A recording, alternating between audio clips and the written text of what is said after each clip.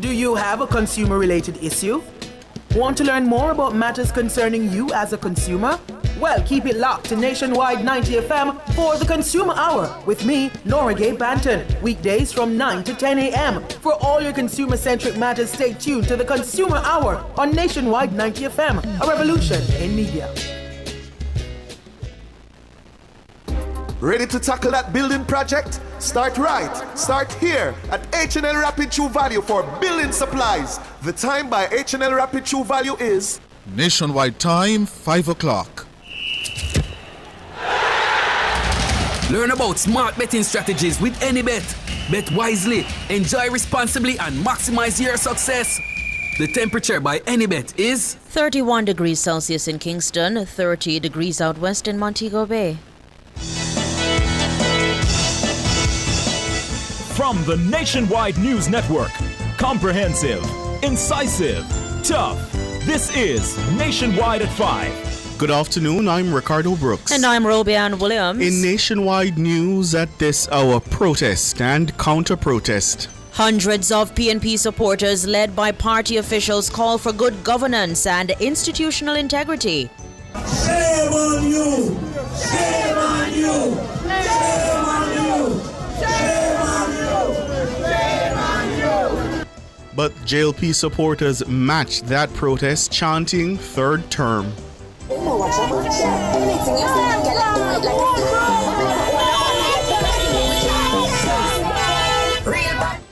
Chief Technical Director of the FID, Dennis Chung, confirms smooth first day on the job. The People's National Party has reported Prime Minister Andrew Holness to the political ombudsman.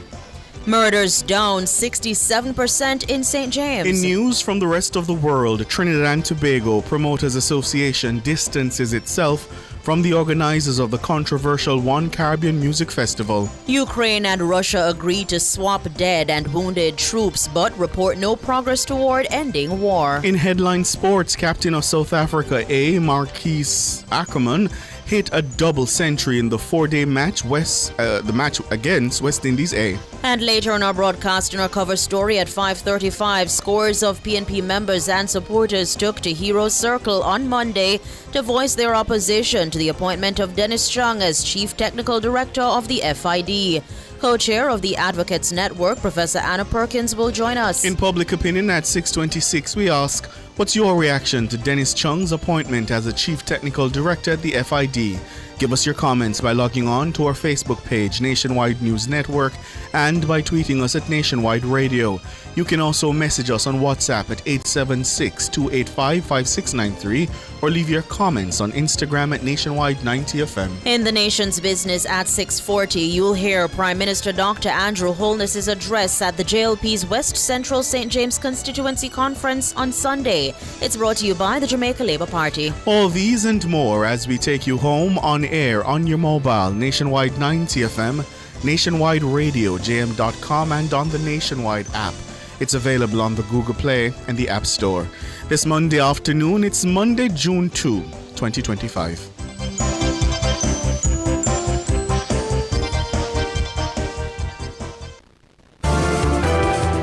If it's news, it's got to be Nationwide 90 FM.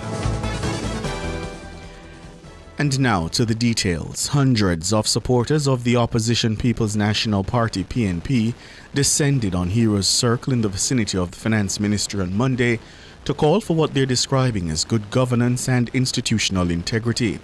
This follows the recent appointment of Dennis Chung as Chief Technical Director of the Financial Investigations Division, the FID. The opposition is resisting his appointment, accusing him of bias and being unqualified. Khaleesi Wright reports. It was not business as usual on Monday morning as hundreds of supporters of the PNP joined their party leadership outside the offices of the Ministry of Finance. The protest started sometime after 9 a.m. When our news center arrived, a heavy security presence was observed as comrades assembled.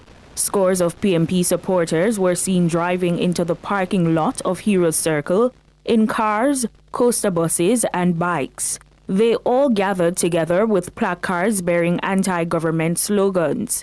A few of the placard messages personally attacked Dennis Chung. There was a light shower of rain as the chants of the comrades rang out. Shame on you! Shame on you! Shame on you! Shame on you! Shame on you! The jubilant comrades shared as they saw party officials Mark Goulding, Dr. Dayton Campbell, and Senators Peter Bunting and Donna Scott Motley joining the crowd. Former PMP President Dr. Peter Phillips and former PMP stalwart Dr. Omar Davies also made an appearance at the protest. Employees of the Finance Ministry were seen observing the protests. PMP General Secretary Dr. Dayton Campbell alleges that the requirements for the post of Chief Technical Director were changed to accommodate Chung's appointment. Mr. Chung, there is a clear conflict of interest based on his previous comments, but we also realize that the requirements to be Chief Technical Director was changed to accommodate him, because previously he had to have 12 years of law enforcement, and he doesn't have that. They removed that from the requirement in order for him to get it. And we are now learning that other persons who served before, who was head of the National Intelligence Bureau, head of transnational crime and narcotics crime, also applied last year when the requirement was still there for law enforcement, and they turned down that person. Then to water down the criteria to put him there is totally unacceptable. If persons just remove themselves from the politics, they would understand. And there are persons in the Labour Party that have said to me that it is unacceptable. Opposition leader Mark Goulding took to the microphone, telling supporters that the appointment of Chung represented an erosion of good governance. Ethical government, honest government, government in which the people can have trust, must be at the center of the delivery of those programs and solutions. And this Dennis Chuck situation is symptomatic of the erosion and corruption of governance in this country. And that is why we are standing here today to register our peaceful protest. The PMP says they will not relent in their calls. They have hinted at putting further plans in place if their concerns are not addressed. Khaleesi Wright for Nationwide News. Meanwhile, JLP supporters staged a counter-protest to the PNP on Wild Street in downtown Kingston on Monday. A small group of protesters, some clad in green with placards, chanted third term.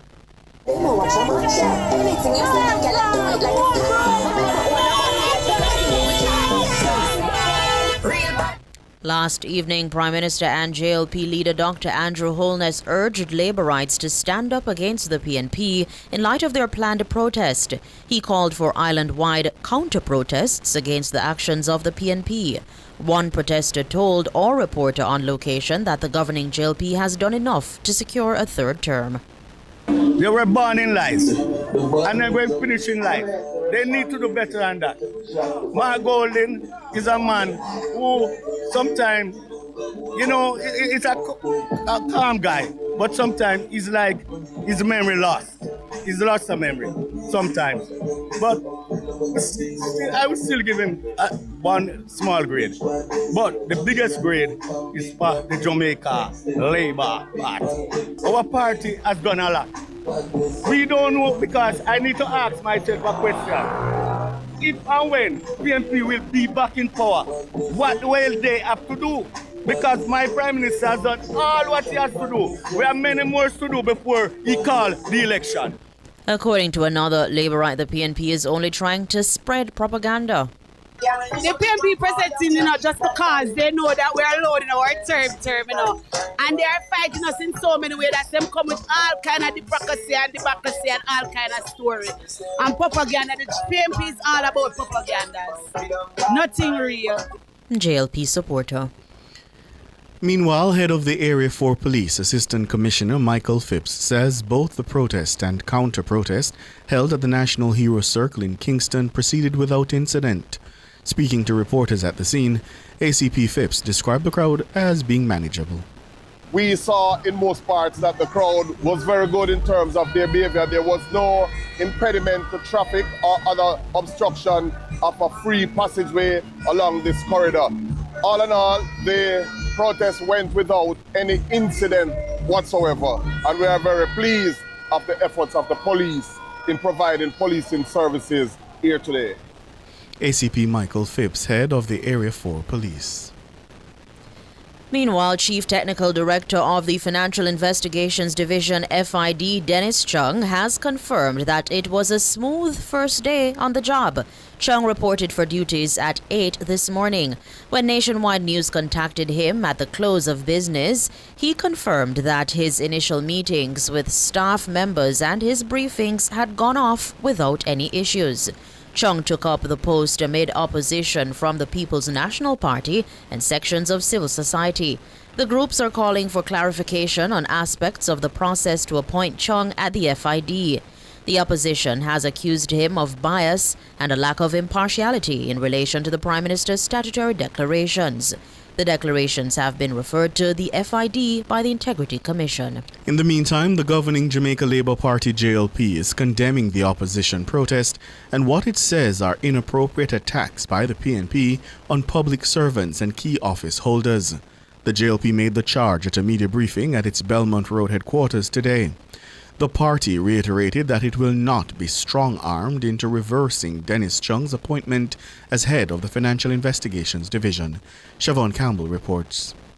JLP Communication Chairman Senator Abka Fitz-Henley slammed the PNP for what he described as attempting to bully the government into improper conduct.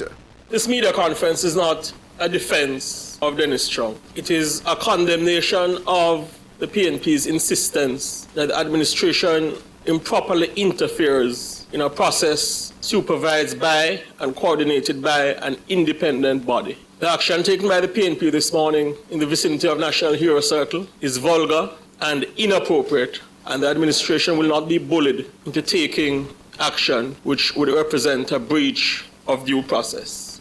He went further, describing the behavior of members of the PNP as asinine. On my way here, I saw a clip where a PNP candidate, Isaac Buchanan, who, it's a matter of public record, is a convicted cocaine smuggler and has served time in the United States. He stated on a political platform that Dennis Chung will not and should not serve as Chief Technical Director of the FID. How ironic, how asinine, how contemptuous of the sensibilities of the Jamaican people. But this is the conduct of the PNP. This is a trend, an established DNA where they attack public servants and key office holders who they feel they cannot control. Senator Fitz-Henley says the JLP has information of attempts by the PNP to get Dennis Chung to decline the position. The Jamaica Labour Party condemns what we are advised are calls placed and messages sent by at least 4 senior members of the PNP and their surrogates to close associates of the Chief Technical Director of the FID, advising that in the interest of his family, he should decline the appointment. This action by senior members of the PNP is tantamount to inappropriate conduct and serious intimidation being leveled at a Jamaican who has served his country across various administrations. According to the JLP Communication Chairman, the PNP is selective in its outrage on public matters.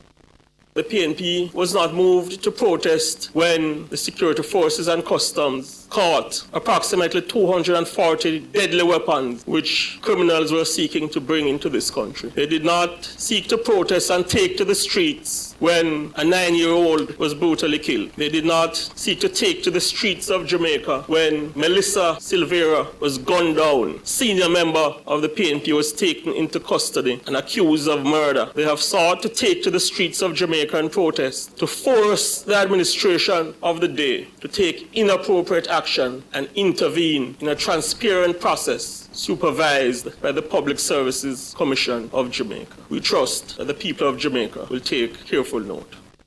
Siobhan Campbell for Nationwide News. The opposition PNP has reported Prime Minister Dr. Andrew Holness to the Office of the Political Ombudsman, alleging 6 breaches of the Political Code of Conduct. These are the comments from the Prime Minister that have drawn the ire of the PNP. Well, I want every Labourite to protest against this hypocrisy tomorrow. I want every Labourite, wherever you are, to protest in your workplace, to protest in the market, to protest wherever you are at the bad mindism of the PNP that is trying to bring down the progress of the people. Stand up, Labourites. Stand up for justice. Stand up for truth. Stand up against the PNP. Dr. Holness was speaking in West Central St. James on Sunday. The PNP is alleging the comments was an attempt to mobilize confrontation in public spaces. PNP Chairman Dr. Angela Brown-Burke made note of the country's history of political violence. She says the Prime Minister's comments risk undermining the political code of conduct. The PNP considers the Prime Minister's remarks not only reckless but dangerous. In a society with a history of politically driven violence, such statements pose a serious risk to public safety and directly undermine the spirit and the letter of the political code of conduct, which was signed by both major political parties. Dr. Angela Brown-Burke, PNP Chairman. You're listening to the news on Nationwide at 5. We'll have more after these.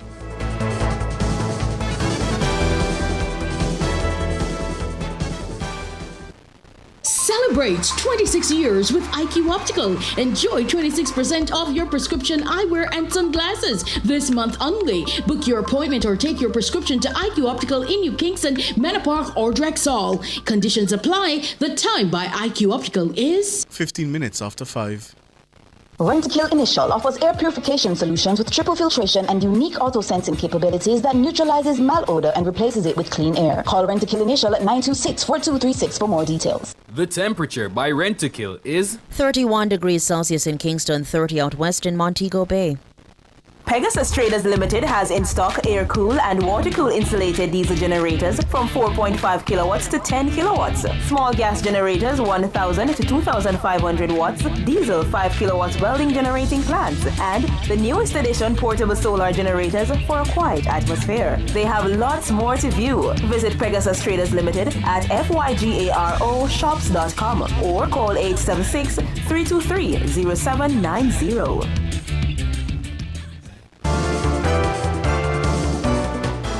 Continuing the news, the St. James Police Division has recorded a 67% reduction in murders so far in 2025.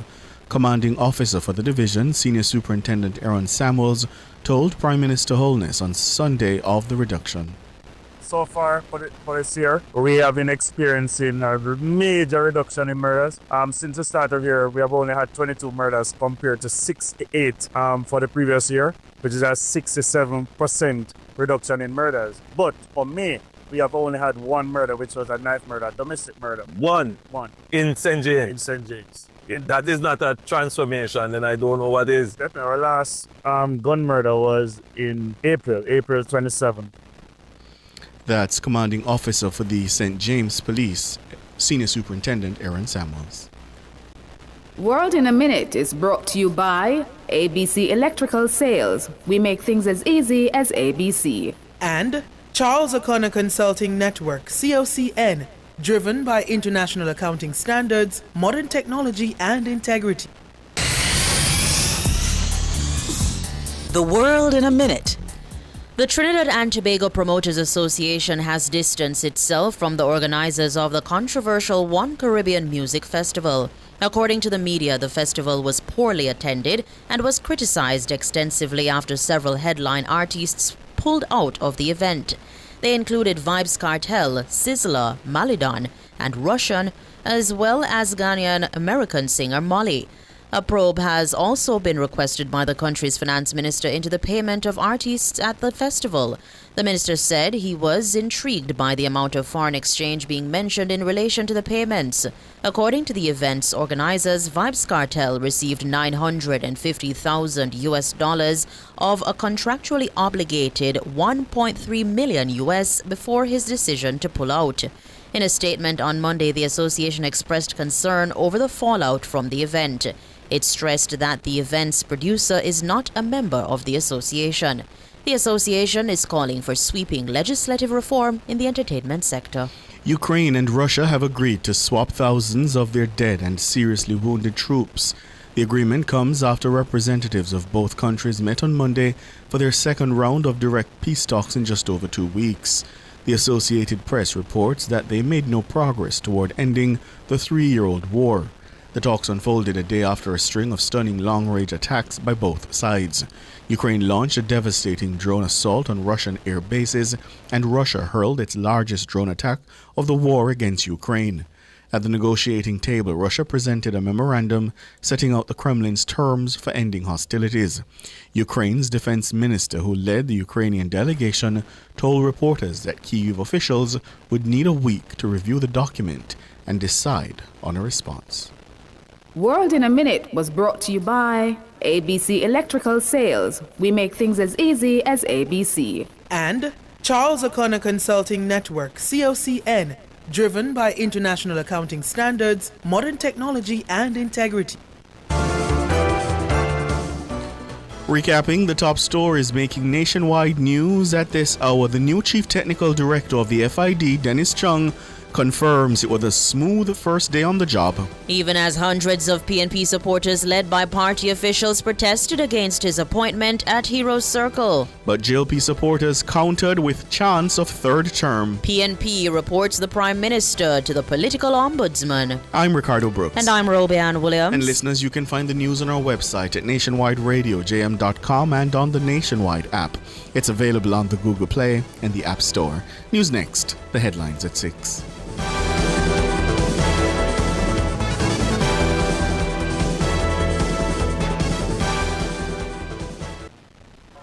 Tired of waiting for your ride? Want safety and peace of mind on every journey?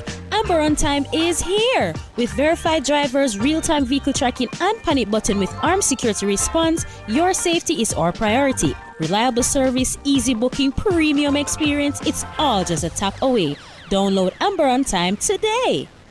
Nationwide 90 FM will be presenting a special delayed broadcast of the sectoral presentation of Minister with Responsibility for Works, Robert Morgan. Tune in to Nationwide at 5 on June 3 at 6:30 p.m. to hear Minister Morgan outline key initiatives and infrastructure plans. You can view the presentation on our YouTube channel at Nationwide 90 FM Live 2. So tune in to Nationwide 90 FM on Tuesday, June 3 at 6:30 p.m. to hear the delayed sectoral presentation by the Minister with Responsibility for Works, Robert Morgan. All this and more only on Nationwide 90 FM, the new revolution in media. This broadcast is sponsored by the Ministry of Economic Growth and Job Creation. Sports at 5 is brought to you by Total Tools. They almost always have it. Good afternoon with your sports report. I am Alex Swaby. We both things off with some cricketers. South Africa A reached 546 for 6 at stumps on day 2 of the first 4-day match against the West Indies A at the Darren Sammy Stadium. Captain Marquis Ackerman made 209, Jordan Herman 52, Jason Smith 56, while Rivaldo Moonsamy is unbeaten on 68. Ajay Seals has so far taken 2 wickets. The Windies were bowled out for 240 in their first innings. Mikhail Lewis made 57, Captain Tevin Imlach 61 and Kiri Pierre 44. Okil Sel took 5 for 43 and Teshepo Moreki 3 for 63. Cricket West Indies announced the squads for the 3 T20 international matches against England from June 6 to 10 and another 3 matches against Ireland from June 12 to 15. The series will be the first for newly appointed T20 captain Shai Hope, who will have a dynamic and exciting squad which will see the return of Jason Holder, who last represented the Caribbean team in the shortest format in February 2024. Andre Russell makes a return to the squad after sustaining an injury during the first match of last year's series against England in Barbados, but has only been selected for the England leg of the tour. Following an extended stint in the Indian Premier League, Nicholas Buran asked to be rested for both series. Test captain Ruston Chase will leave the squad after the England series to join his red ball teammates for the Test series camp in Barbados from June 13 to 21, ahead of the highly anticipated 3-test series against Australia for the Sir Frank Worrell Trophy. Brandon King has been granted leave from the Ireland leg of the tour. Jayad Gooley, a standout performer in the inaugural West Indies Breakout League with his player of the match performance and a member of the 2016 ICC Under-19 World Cup team, earns his first senior call-up as Chase replacement. Informed batter Casey Carty replaces King. Head coach Darren Sammy, as well as his assistants Floyd Reefer and Ravi Rampal, will also depart to join the Test series camp after the England leg of the tour. This is a strategic move as he prepares for his first outing as head coach of the Test team alongside the newly appointed Chase at the critical start of the 2025-2027 World Test Championship cycle. Ryan Griffith will take the reins as the lead coach for the matches against Ireland, with Donovan Miller stepping in to add support to the coaching staff. St. Catherine CC and Kensington CC will meet in the final of the Michael Holding Senior Cup cricket competition. Kensington booked their place in the final after beating Clarendon CA in a semi-final 2 at Jamaica over the weekend. Batting a second time, Kensington reached 39 for 1 when play was called off. Clarendon were bowled out for 150 in their first innings. O'Dane McCarthy made 58 and Randre Christie 40. Ryan Francis took 7 for 42. Final scores: Kensington CC 181 and 39 for 1, Clarendon 150. Meanwhile, last week, St. Catherine CC beat last year's winners Kensington CC on first innings in semi-final 1 to advance to the final. Final scores: Kingston 177 and 192 for 5, St. Catherine 319. Now to football, as senior Reggae girls have wrapped up their final training session at Energize Park in St. Louis, bringing preparation to a close ahead of Tuesday's much-anticipated international friendly against the United States. The team arrived in St. Louis last Thursday and completed 4 high-intensity training sessions focused on tactical refinement and team cohesion in the lead-up to their match against the former FIFA Women's World Cup champions. All 23 players took part in sessions under the guidance of assistant coach Dean Burton, who assumed interim head coaching responsibilities for the match. He will be supported by assistant coaches Xavier Gilbert, Shanford Carabin, and Laura Jackson. The Jamaica Football Federation confirmed that head coach Hubert Busby will be absent from the bench due to personal matters, but continues to maintain active communication with both players and technical staff in Missouri. England are using heated tents as part of their training to replicate the conditions they could experience at the World Cup in the USA, Canada and Mexico next year. Thomas Tuchel and his squad are in Spain for a training camp. England play Andorra in a World Cup qualifier on Saturday before playing Senegal in a friendly at Nottingham Forest City Ground on June 10. As part of the training camp, the England's head coach and the Football Association performance staff will look at how players cope in the extremely hot and humid conditions they could face at the World Cup. Players will carry out fitness tests inside the tents and exercise bike in temperatures they could be expected to face during the tournament, and their recovery will be analyzed. And finally, in swimming, Y Speedos were crowned champions of the 3-day Tornadoes Invitational Swim Meet, which ended at the stadium pool on Sunday. Y Speedos amassed 2,242.5 points to finish ahead of host club Tornadoes' 2,000.5 points, with Aquamarine Ripples third with 562 points. Head coach of Tornadoes, Wendy Lee, says the best of Jamaica's age group swimmers were on shore. We know it was a fast meet and that we had great swimming because we had 2 national records that were set and we had more than 15 meet records being set. So in general, if swimmers are setting records, you know that we're swimming fast. It means that the meet had the best of the best Jamaica has ever seen, and we were very pleased. We know it was a very well organized meet because on Saturday afternoon we had to cancel the session due to weather and lightning, and we were still able to conduct all the events on Sunday. So the structure of the meet was excellent, participation of the meet was excellent, and us being able to recover from the weather and still hold a amazing meet, a lot of records being set, just shows that not only is the Tornado Swim Club an exceptional club, Tornado Swimming is also wonderful, and so is Jamaica Swimming. Wendy Lee. The coach of Y Speedos, Gillian Millwood, says they were winning their 3rd meet of 2025.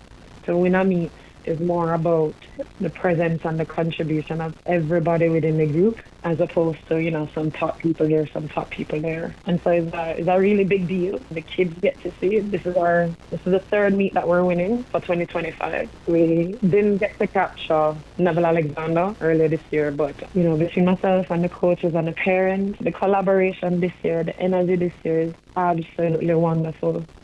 Gillian Millwood, I'm Alric Swiby, and that's your sports.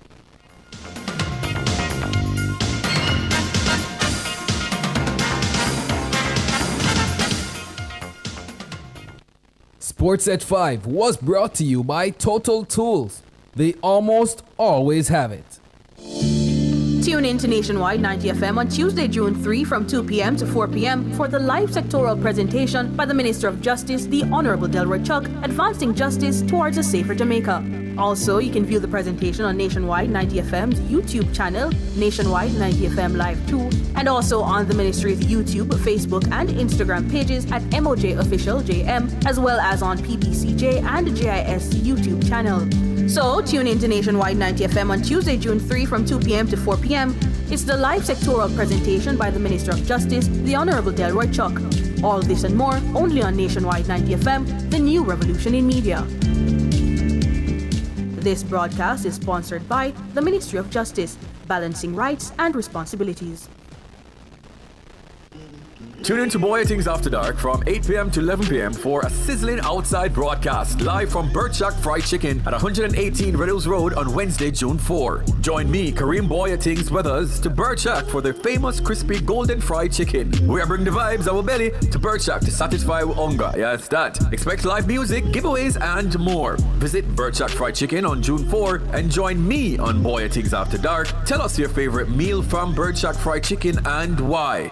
So tune in to Boy Things After Dark, 8 p.m. to 11 p.m. on Wednesday, June 4. Check us out at Bird Shack Fried Chicken on 118 Riddles Road. Also, log on to our YouTube channel at Nationwide 90 FM Live 2. If you can't make it, interact with us online. All this and more, only on Nationwide 90 FM, the new revolution in media.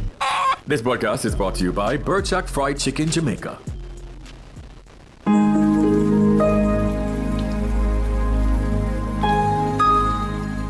Hi there. Here's some good news for these trying times. Quote, "By God's word, I can see where I'm going. They throw a beam of light on my dark path." Unquote. Psalm 119, verse 105. Listen for God's word weekdays at 5:45 a.m. and 12:55 p.m. through Oasis. Stop by for a refreshing drink and share a God perspective for the day. Oasis. Weekdays 5:45 a.m. and 12:55 p.m. right here on Nationwide, a revolution in media. The rebroadcast of the Oasis can be heard weekdays at 5:45 a.m. Big news! The Big Bite Food Safety Show now airs on Nationwide 90 FM with your host, Alison Richards, the Food Safety Girl. Join Alison every Tuesday from 1 to 2 p.m. as she serves up expert advice, tips, and insights on everything food safety. Stay informed, stay vigilant, and remember, food safety is everybody's business. Don't miss a bite of the action. Tuesdays at 1 p.m. only on Nationwide 90 FM, the new revolution in media. On the next episode, we're celebrating World Food Safety Day, Science in Action. Do you have a consumer-related issue? Want to learn more about matters concerning you as a consumer? Well, keep it locked to Nationwide 90 FM for the Consumer Hour with me, Nora Gay Banton. Weekdays from 9 to 10 a.m. For all your consumer-centric matters, stay tuned to the Consumer Hour on Nationwide 90 FM, a revolution in media. Cover Story is brought to you by Multilink. Roll with control. Use Multilink. Safe, fast, and accepted in more locations. Multilink, access every time, everywhere I go. Multilink, 24/7 access for me. It's just a win-win. when we use multi-link. This card is Jamaican built, yeah. Fast and secure, you can use anywhere. Spend while supporting the economy. Look for the multi-link logo on your card and benefit from Jamaica's largest debit payment network. Multi-link, 24/7 access for me. What would I do without my multi-link?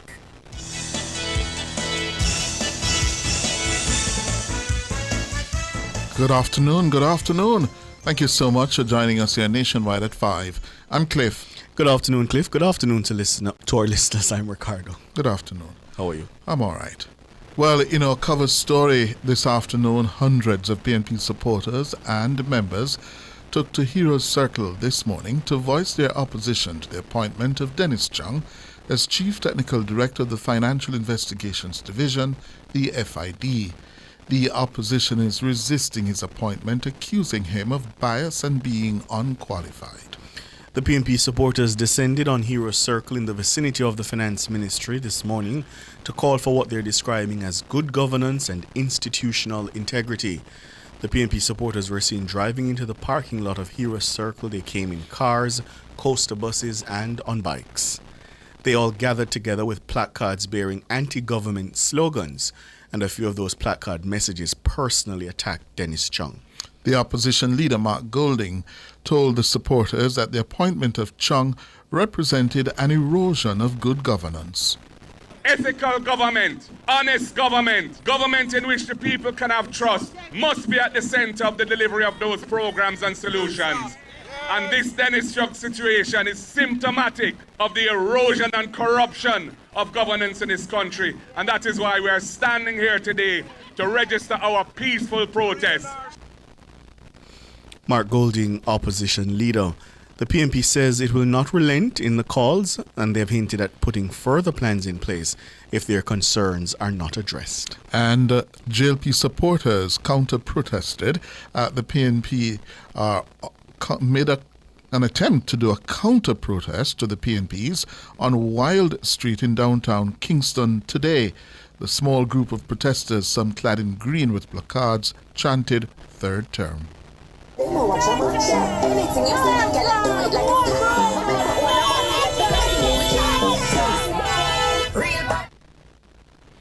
Well, joining us now to discuss today's developments and the issue at hand, co-chair of Advocates Network, Professor Anna Perkins, political commentator Dr. Nadine Spence, and the immediate past president of the MSME Alliance in Jamaica, Donovan Wignall. Good afternoon, ladies, gentlemen. Good afternoon. Good afternoon, Chris. Good afternoon. Thank you very much. Very well. First, let me begin with you, Dr. Spence. What did you make of the developments today in this story? It is now an intense political battle going on over this appointment of Dennis Chung. I think it's unfortunate, it really is. I know, Chris, that one of the guarantees of the Constitution is a public service that is supposed to exist outside of the realm of political partisanship and political parties. And given how the public service is supposed to operate, I believe that if there's any grievance around any particular matter, I haven't gone to the Constitution to see what that grievance process is, but there should be a grievance process that allows for grievances to be hashed out in a particular manner. I think we're setting up. I think this protest today set a very dangerous precedent in respect of how it implicates the public service and the idea of a public service that sits outside of political parties. And this doesn't mean that people who support a political party are not a part of the public service, but that is not how they come to the public service. Mm-hmm. And so I think if a process was followed which involved a legitimate born citizen of Jamaica, or whoever that person is applying for a position, going through the process and then having been selected is appointed, I don't know how it makes sense that a political party is protesting the right of that Jamaican to be considered, evaluated, and if found is found suitable to be appointed to a position. I don't get what the issue is. It cannot just be because Dennis Chung said something on radio. Because all of us who opine on politics at different points have different things to say about different political parties. Does it then mean that our prospects are blighted given a particular political party's ascent to government? I think it's problematic. Dr. Perkins, the Advocates Network released a statement this afternoon. 3 times in that statement, in bold, you allege that there is a, quote, governance crisis. What is that crisis? So thanks so much for having us again. And essentially what we're seeing is that Jamaica is at a crossroads now in terms of governance. The crossroads that we're facing has to do with the crisis where we are currently heading towards elections, and what we have facing us are a couple of things. One of the things that's really key for us right now, which is tied into the concerns with how the CTD for the FID has been appointed, has been selected, and so on, is that we have a Prime Minister, possibly a candidate going forward, who since 2021 cannot have his required statutory declaration certified by the Integrity Commission. Alongside that, we also have 8 parliamentarians who are currently being investigated for seemingly illicit enrichment. That issue that's on the table is also connected to the fact that we have a constitution that gives our Prime Minister overwhelming power. So think about the fact that the reports that will come to the Parliament with regards to the Prime Minister's case that should be coming before the FID. He has control over both Senate and Parliament in a way that could really lead to the suppression of the report. So I'm sorry, Dr. Perkins, if I could just interrupt. Let me just understand something, because the powers of the Prime Minister of the Jamaican state have existed largely unchanged since 1962. And I suppose I'm trying to understand why, with this incumbent Prime Minister, with a process that so far as I've seen, we have not heard of any impropriety or any attempt to influence a decision of a constituted authority under the Constitution, that's the Office of the Services Commission, in making a decision. I'm trying to understand what is the crisis of governance that has arisen from this instance. What we're seeing is that regardless of the incumbent or who is there, the Constitution entrenches in the person of the Prime Minister and the executive a certain level of power that does not have any possibility of being checked by Parliament. So what we're asking for essentially is constitutional reform. And what we're seeing is that this current crisis exacerbates and actually shines a light on and shows you the potential issues that can be at play if the kinds of changes that we are seeing needing to happen don't happen. We're pointing out the crisis that's at hand. We're pointing out 2 concerns that we have with character, ethics around matters having to do with leadership in our at the highest levels of our government and so on. And we want to put that on the table so that well-thinking Jamaicans don't tie this thing to simply a matter of partisanship, whether it is you support one color, you don't support another color. What we're saying is that regardless of who is on the plate for elections and so on, what we're seeing now in terms of these kinds of concerns ought to be taken account, and we have to recognize the impact that they can and do have with where we go as a country. Mm-hmm. You also say in your release that Jamaicans must carefully consider, again, you use the word governance crisis, facing our nation as well as the integrity of political leadership as we make decisions about the future of our country. In what way do you want them to consider it? Is this an endorsement that they should vote out the government? what we're saying is that Jamaicans ought to take very seriously the kind of people that we put in to lead our country, the character of the people that are going forward. You look at what the performance of the individual parties have been. You look at the performance of the individual candidates and how they're accountable or not, and take that into account. We don't. But do you accept that in a two-party? Do you accept that in a two-party system, this sentence can be read or understood to be an endorsement of the opposition? Are we a two-party system, though? Functionally, yes. Functionally, Are we discounting the presence of other parties that have been putting themselves forward? Well, certainly on the historical trend. Are we discounting the presence of independent candidates who are running? On the historical record, yes, I am. It is rather unlikely. We're not discounting that. We recognize the overwhelming power of the two-party system and how that has divided us over time, but we also want to say that there are other players that have put themselves forward to serve the Jamaican people, to work for the Jamaican people. Because so you're suggesting the Jamaican people should consider You're suggesting they should consider third-party candidates. They should consider third-party candidates, independents, the two prominent political parties. What we're asking for is that people just pay attention and not vote blindly. Or, more importantly for us, Ricardo, Cliff, my other panelists, is that people don't withdraw from the political process. That people don't say that all politics is so terrible that there's nothing their vote can do, there's nothing their call for constitutional reform can do.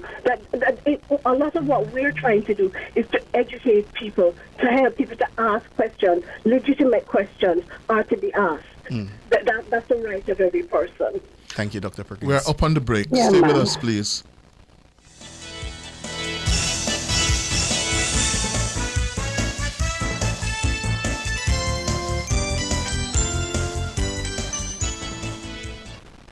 Clear your barrels and personal shipments with ease and convenience. Request a customs contactless clearance today through CCP at jca.gov.jm. The time by the Jamaica Customs Agency is 14 minutes to 6. Burn Shack fried chicken always ready. Burn Shack original crispy. Burn Shack Cajun spicy. Burn Shack a barbecue. Burn Shack we are go a Burn Shack. The temperature brought to you by Bird Shack Fried Chicken in Kingston, Montego Bay and Ocho Rios is... It's 30 degrees Celsius here in Kingston, 31 out west in Montego Bay. You're a VIP with CIBC Caribbean. Spend US $100 or local equivalent with your CIBC Visa credit card for your chance to win a crop over VIP experience in Barbados. An all-expense paid trip for two, staying at the Courtyard by Marriott Hotel, cultural tours, and Aura experience with full glam makeup, plus tickets to the hottest last lap events. Visit CIBC Caribbean /crop over 2025 for more info. Conditions apply. For all your electrical needs, visit ABC Electrical Sales.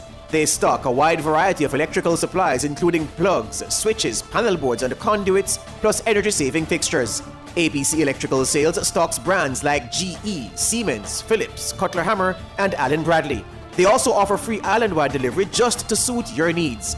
Visit them at Shop 8, Hagley Park Plaza, Kingston 10 or call 876-754-3714-5 or 876-754-3825-8. ABC Electrical Sales for a better choice in the electrical business.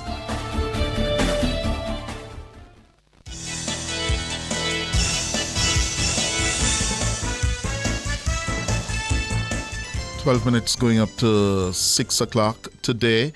The People's National Party and its supporters took to the streets of Heroes Circle, around Heroes Circle, to continue their opposition to the appointment of Dennis Chung, the Chartered Accountant, as the Chief Technical Director of the Financial Investigations Division.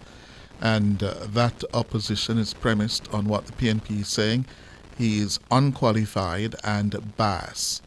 Also today, there was a small counter-protest by JLP supporters in the vicinity of the Heroes Circle Park, And we are looking at the developments with co-chair of the Advocates Network, Professor Anna Perkins, political commentator Dr. Nadine Spence, and the immediate past president of the MSME Alliance, Donovan Wignall.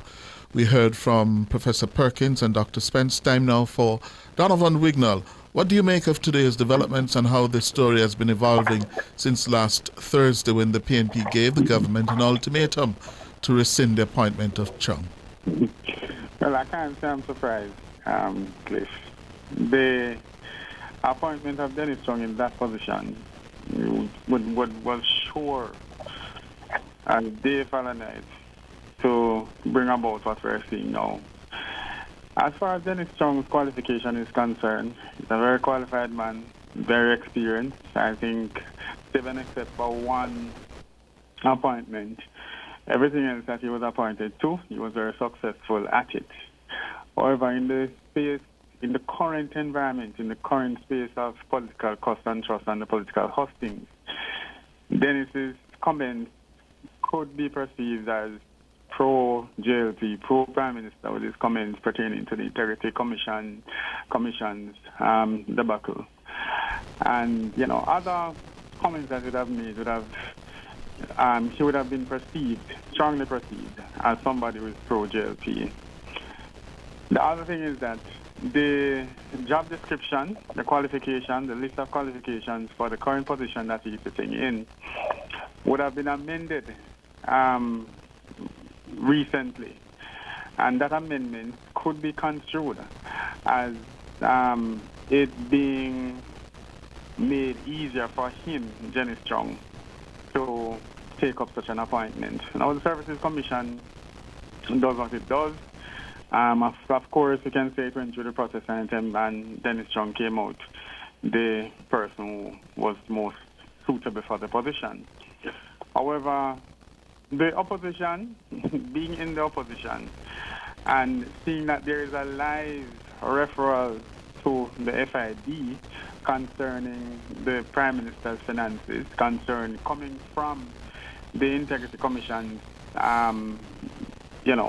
investigation and certification of his declarations, etc.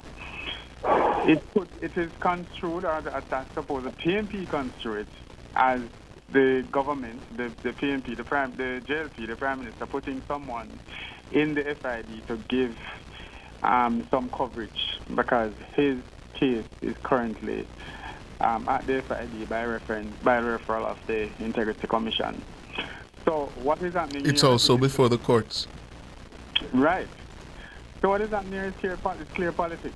This is a weak point and Achilles heel of the Prime Minister, and the opposition is going to rinse it and milk it for as much as they can get out of it. And it has been a serious concern of the Prime Minister and by extension the JLP.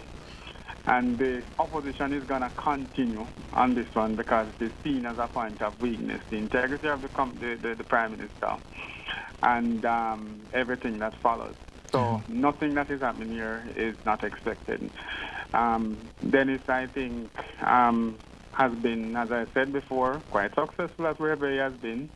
As far as qualification is concerned, he probably couldn't manage and do the job quite well. But based on his utterances, based on the current political climate, it's going to seem as if it's a very subjective appointment. But subjective on whose part, though? Are we suggesting that the members of the Services Commission have been influenced, leaned on, corrupted in some way? Well, Ricardo, we live in Jamaica, and we know how things go. No, you'd have to tell me how they go, Donovan. I don't know. You'd have to tell me. Ricardo, if it is that somebody needs to get an appointment, of course, some pressure might be brought to bear, whether it's JLP or PNP. Some pressure might be brought to bear to bring in whoever you want to bring in, and that's just how things have been over the years. So it's no secret. It might not be said in public, but those things do happen. And the fact that Mr. Chung, Dennis, my friend Dennis, is where he's at now, it cannot be seen. It's obviously not a coincidence.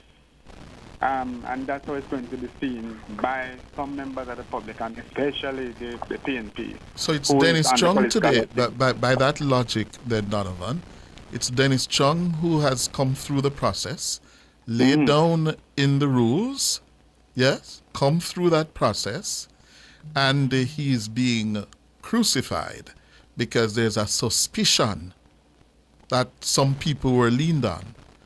So next time it will be John Brown, and somebody else will have a suspicion and will lean, and he must be crucified too. What are we opening the door to? Well, you know what?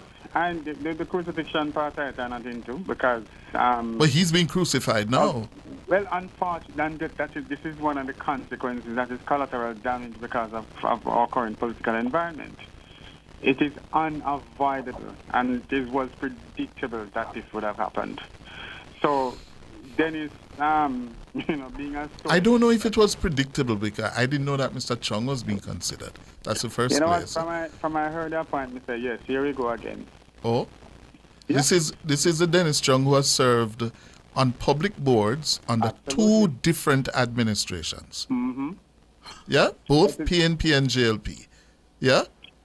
Who up until now, we have not heard of anything untoward that he has done in that public service on state boards.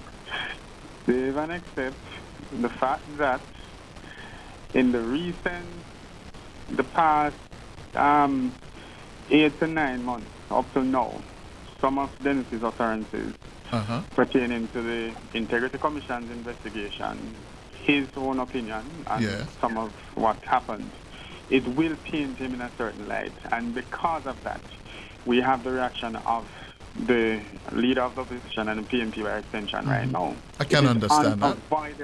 Yes, Pardon? and they have every right, to raise opposition. But do we go to the point now where we upend the process we have, subjected all applicants to senior positions in the public service based on the complaints of a party seeking a scandal, an issue to win an election on? Do we do that? No, Cliff. But if there were no investigation on the Prime Minister, if there was no referral from the Integrity Commission to the FID, and there was no issue with a political threat to the reputation of the Prime Minister at the FID, this appointment of Dennis Chung would have gone just like any other. No issue. But it would seem prima facie that he was appointed there for political coverage. I don't know if I agree with that conclusion because that to me suggests that the people of the Office of the Services Commission have no integrity, and I do not believe we can conclude that on the evidence we have in the public domain. But let me ask you, Dr. Perkins, would recusal address this matter? If Dennis Chung were to make it known that he would recuse himself from that particular file and perhaps bring in an independent person, let's say somebody from Scotland Yard or the FBI on secondment, would that satisfy the matter? It could. But only partially, so long as the how do I put it now, the JD that is presented, right, really is a full JD, and that the person that is selected really fits the profile. I agree with pretty much of what Donovan Wignall has said, because the governance crisis that we're concerned about has to do with the lack of integrity around many of our political leaders. And in this particular case, the tie-in with Mr. Chung's appointment to the FID and the outstanding matters with regard to the Prime Minister's Integrity Commission declarations and so on. Yes, we're in the political silly season for sure, but it has to go beyond that. There have been too many things that have been happening that are causing us to be concerned about how we're governing this country, and this is an important one. What kind of people do we want at play in leading our country, in working for us. And I think that's the essential thing. Would we want, if we are running a business, would we want to have X person or Y person with these clothes hanging over their head, running our business? Those are the questions we want people to think through. What kind of people do you want to run your society? We're already a society that is challenged in terms of criminality and matters having to do with corruption and a sort of thing set and those different kind of things, some of which Donovan alluded to in his own particular way, you know. And so we have to return to matters having to do with integrity. I recall, in a way, part of what Ricardo was asking me earlier about whether our position could be seen to be partisan. In a certain way, we always get accused of being partisan, because as soon as you open up and ask questions, legitimate questions which civil society groups have a right to ask, which every single Jamaican has a right to ask, but you hold it there for us, Professor Perkins. I have and to get the last word. That people are, You have been going for a little while. We're running out of time. Last word from you, Dr. Spence. I want to just say, that Professor Perkins made mention a while ago, civil society groups, and Donovan said something about clearly this was meant to provide coverage for the Prime Minister. I want to say this. We are a democratic society, and we've built a democracy over these 60, coming on 63 years. We've built such strong institutions, and if we look across the globe, we will recognize that we're not in a crisis.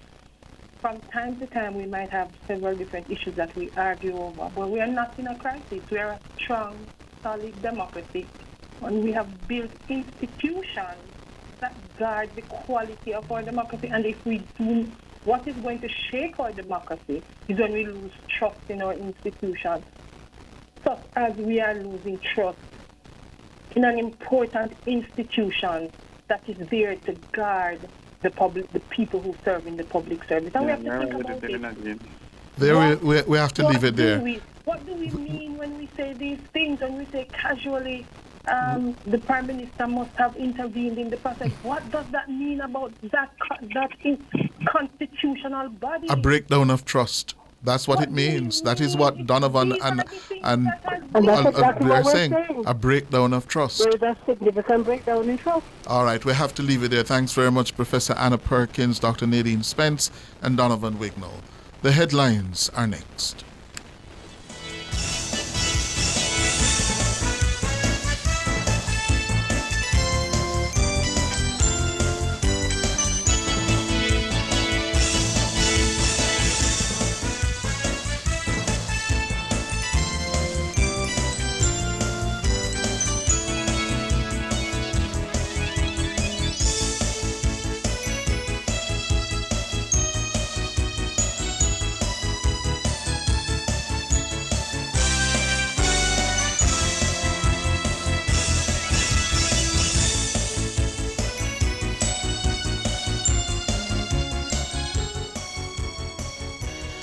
Cover Story was brought to you by Multilink.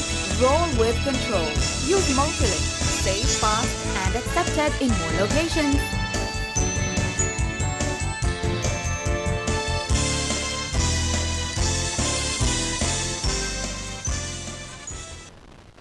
The time brought to you by Guardian Life. Live secure, live easy is 2 minutes after 6.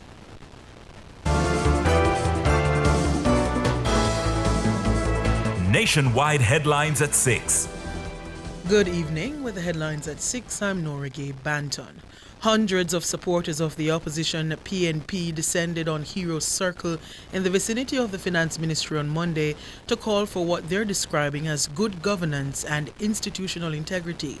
This follows the recent appointment of Dennis Chung as Chief Technical Director of the Financial Investigations Division, FID. The opposition is resisting his appointment, accusing him of bias and being unqualified. They all gathered together with placards bearing anti-government slogans. A few of the placard messages personally attacked Dennis Chung. There was a light shower of rain as the chants of the comrades rang out. Shame on you! Shame on you! Shame on you! Shame on you! Shame on you! The jubilant comrades cheered as they saw party officials Mark Golding, Dr. Dayton Campbell, and Senators Peter Bunting and Donna Scott Motley joining the crowd. Former PNP President Dr. Peter Phillips and former PNP stalwart Dr. Omar Davies also made an appearance at the protest. PNP General Secretary Dr. Dayton Campbell alleges that the requirements for the post of Chief Technical Director were changed to accommodate Chung's appointment. Mr. Chung, there is a clear conflict of interest based on his previous comments, but we also realize that the requirements to be Chief Technical Director was changed to accommodate him, because previously he had to have 12 years of law enforcement, and he doesn't have that. They removed that from the requirement in order for him to get it. And we are now learning that other persons who served before, who was head of the National Intelligence Bureau, head of transnational crime and narcotics crime, also applied last year when the requirement was still there for law enforcement, and they turned down that person. Then to water down the criteria to put him there is totally unacceptable. If persons just remove themselves from the politics, they would understand. And there are persons in the Labour Party that have said to me that it is unacceptable. Opposition leader Mark Golding took the microphone, telling supporters that the appointment of Chung represented an erosion of good governance. Ethical government, honest government, government in which the people can have trust, must be at the center of the delivery of those programs and solutions. And this Dennis Chug situation is symptomatic of the erosion and corruption of governance in this country. And that is why we are standing here today to register our peaceful protest. Opposition leader Mark Golding. Meanwhile, JLP supporters staged a counter-protest to the PNP on Wild Street in downtown Kingston on Monday. The small group of protesters, some clad in green with placards, chanted third term.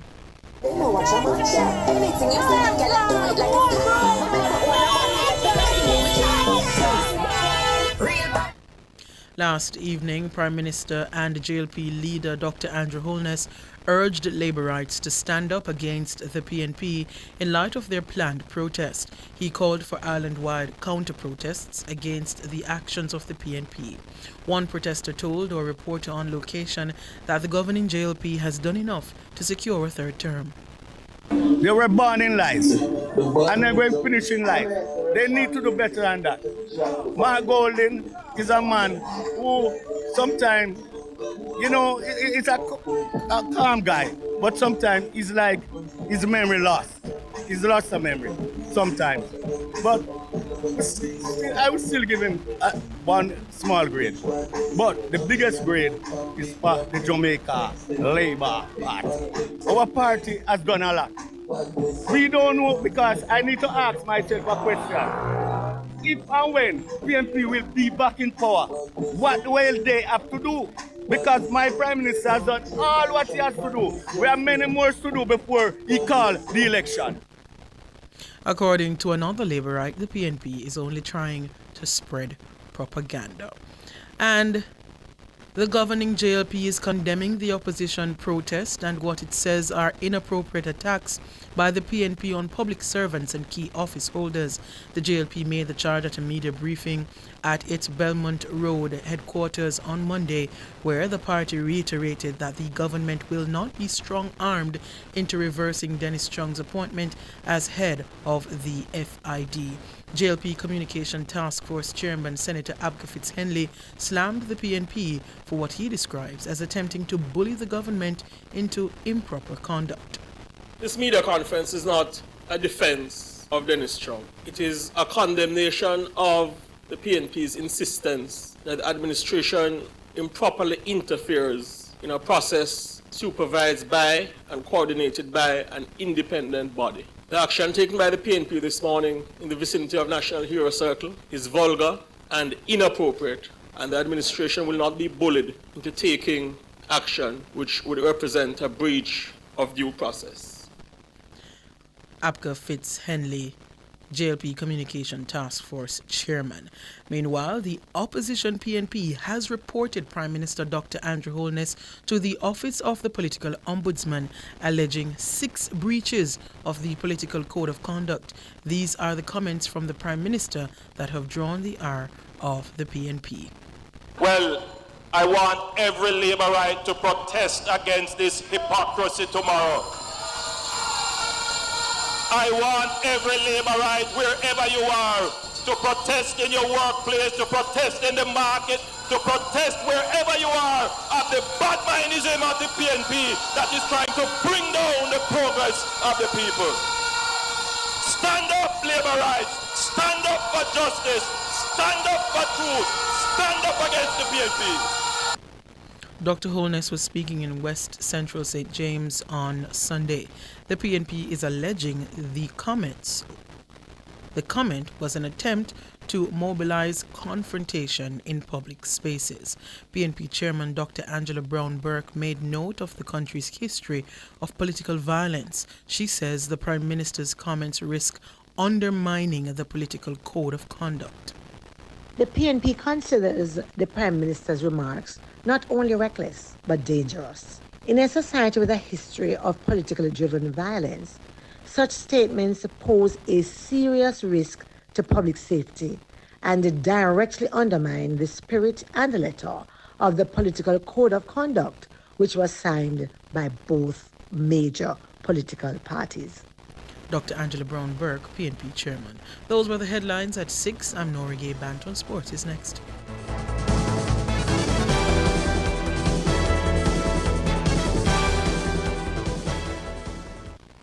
At Kia, driving your future means joining the movement that inspires. Whether it's the small but mighty Picanto hatchback or the top-of-the-line tech-rich Sorrento SUV, there's a Kia that perfectly fits your lifestyle and your budget.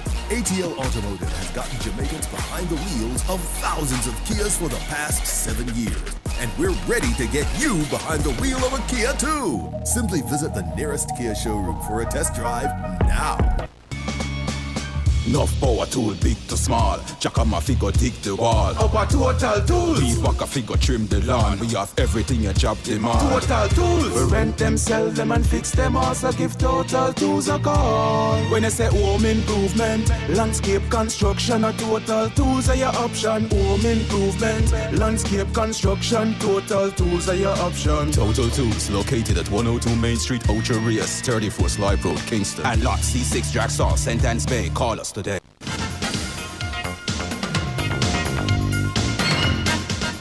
Good evening with your sports report. I am Alex Swaby. We both things off with some cricket as South Africa A reached 546 for 6 at Stumps on day 2 of the first 4-day match against the West Indies A at the Darren Sammy Stadium. Captain Marcus Ackerman made 209, Jordan Herman 52, Jason Smith 56, while Rivaldo Moonsami is unbeaten on 68. Ajay Seals has so far taken 2 wickets. The Windies were bowled out for 240 in their first innings. Michael Lewis made 57, Captain Tevin Imlach 6-1, and Kiri Pierre 44. Okuli Seeley took 5 for 43, and Teshipo Mareki 3 for 63. Cricket West Indies announced the squad for the 3 T20 international matches against England from June 6 to 10 and another 3 matches against Ireland from June 12 to 15. The series will be the first for newly appointed T20 captain Shai Hope, who will have a dynamic and exciting squad which will see the return of Jason Holder, who last represented the Caribbean team in the shortest format in February 2024. Andre Russell makes a return to the squad after sustaining an injury during the first match of last year's series against England in Barbados, but has only been selected for the England leg of the tour. Following an extended stint in the Indian Premier League, Nicholas Puran asked to be rested for both series. Test captain Weston Chase will leave the squad after the England series to join his red ball teammates for the Test series camp in Barbados from June 13 to 21, ahead of the highly anticipated 3-test series against Australia for the Sir Frank World Trophy. Brandon King has been granted leave from the island leg of the tour. Jad Gooley, a standout performer in the inaugural West Indies Breakout League with his Player of the Match performance and a member of the 2016 ICC Under-19 World Cup team, earns his first senior team call-up as Chase replacement. Informed batter Casey Carty replaces King. Head coach Darren Sammy, as well as his assistants Floyd Reefer and Ravi Rampal, will also depart to join the Test series camp after the England leg of the tour. This is a strategic move as he prepares for his first outing as head coach of the Test team alongside the newly appointed Chase at the critical start of the 2025-2027 World Test Championship cycle. Ryan Griffith will take the reins as the lead coach for the matches against Ireland, with Donovan Miller stepping in to add support to the coaching staff. St. Catherine CC and Kensington CC will meet in the final of the Michael Holding Senior Cup cricket competition. Kensington booked their place in the final after beating Clarendon CA in a semi-final 2 at Jamalco over the weekend. Batting a second time, Kensington reached 39 for 1 when play was called off. Clarendon were bowled out for 150 in their first innings. O'Dane McCarthy made 58 and Randre Christie 40. Ryan Francis took 7 for 42. Final scores: Kensington CC 181 and 39 for 1, Clarendon 150. Meanwhile, last week, St. Catherine CC beat last year's winners Kingston CC on first innings in semi-final 1 to advance to the final. Final scores: Kingston 177 and 192 for 5, St. Catherine 319. Now to football, as the senior Reggae girls have wrapped up their final training session at Energizer Park in St. Louis, bringing preparation to a close ahead of Tuesday's much-anticipated international friendly against the United States. The team arrived in St. Louis last Thursday and completed 4 high-intensity training sessions focused on tactical refinement and team cohesion in the lead-up to their match against the former FIFA Women's World Cup champions. Reggae Girls midfielder Denisha Blackwood says playing against a former champion shows the growth of the team. I feel really good. Yes, while the scoreline might not look or seems like anything, I think right now it's just like a growing and learning curve that we're on, and like I think it's just understanding that, like, you know, these games are what's going to build us. And I think for us, we're more focusing on creating a strong squad, a strong environment with, like, you know, good camaraderie and stuff. And, like, you know, just getting used to players. So I think for us, it's just like, you know, keep building, we're building, and, like, just focusing on that. Denisha Blackwood. All 23 players took part in the sessions under the guidance of assistant coach Dean Burton, who assumed interim head coaching responsibilities for the match. He will be supported by assistant coaches Xavier Gilbert, Sanford Carabin, and Laura Jackson. The Jamaica Football Federation confirmed that head coach Hubert Busby will be absent from the bench due to personal matters, but continues to maintain active communication with both players and the technical staff in Missouri. England are using heated tents as part of their training to replicate the conditions they could experience at the World Cup in the USA, Canada and Mexico next year. Thomas Tuchel and his squad are in Spain for a training camp. England play Andorra in a World Cup qualifier on Saturday before playing Senegal in a friendly at Nottingham Forest City Ground on June 10. As part of the training camp in England, head coach of the Football Association performance staff will look at how players cope in the extremely hot and humid conditions they could face at the World Cup.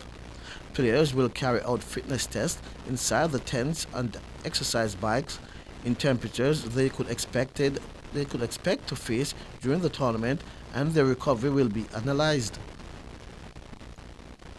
Now to swimming, as Wild Speedos were crowned champions of the 3-day Tornadoes Invitational Swim Meet, which ended at the Stadium Pool on Sunday.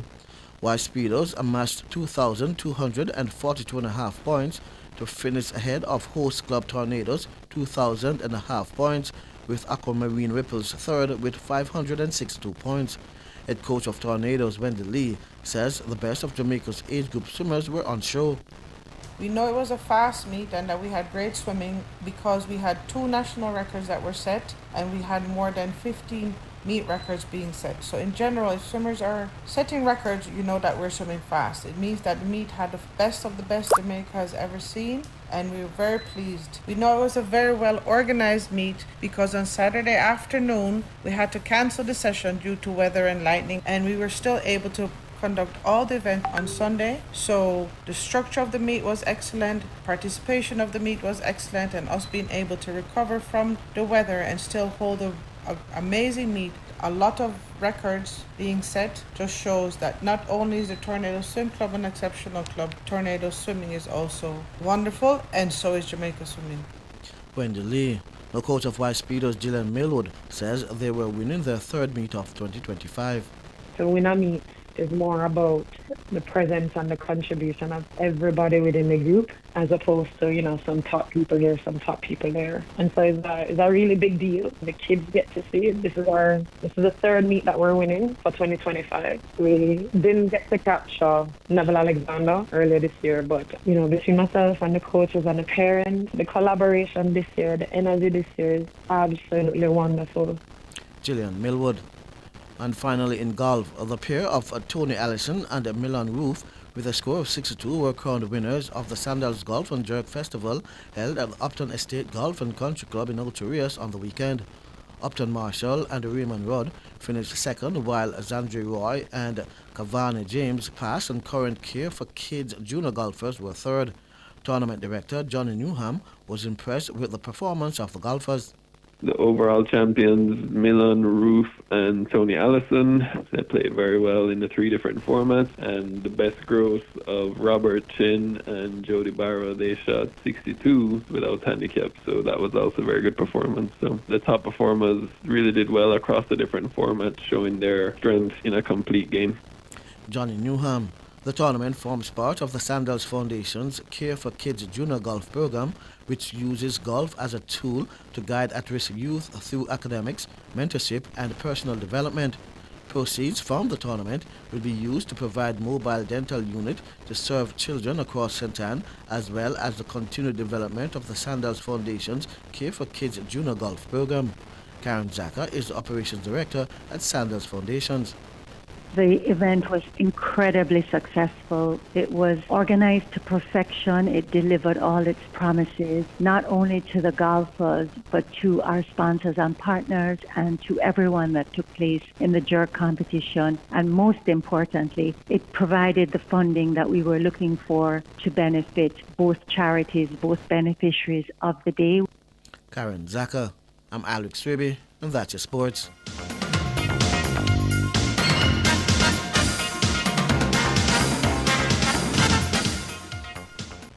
For all your scales and food processing equipment, call Advanced Scales and Equipment Limited at 876-968-9612-5. The time by Advanced Scales and Equipment Limited is 6:21.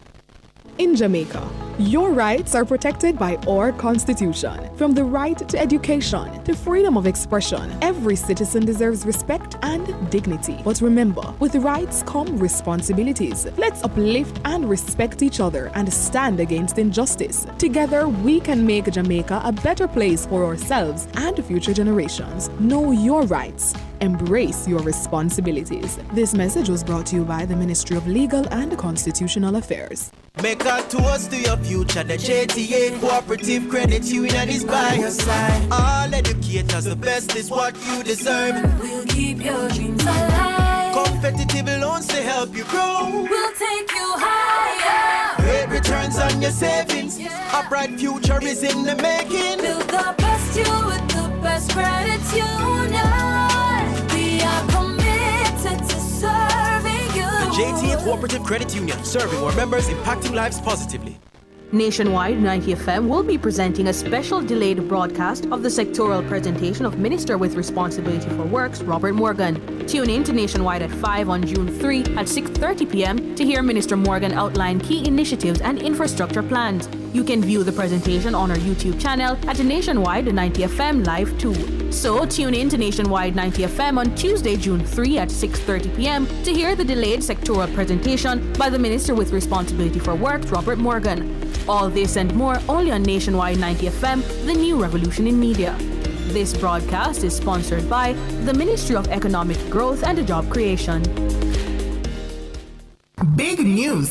The Big Bite Food Safety Show now airs on Nationwide 90 FM with your host, Alison Richards, the Food Safety Girl. Join Alison every Tuesday from 1 to 2 p.m. as she serves up expert advice, tips, and insights on everything food safety. Stay informed, stay vigilant, and remember, food safety is everybody's business.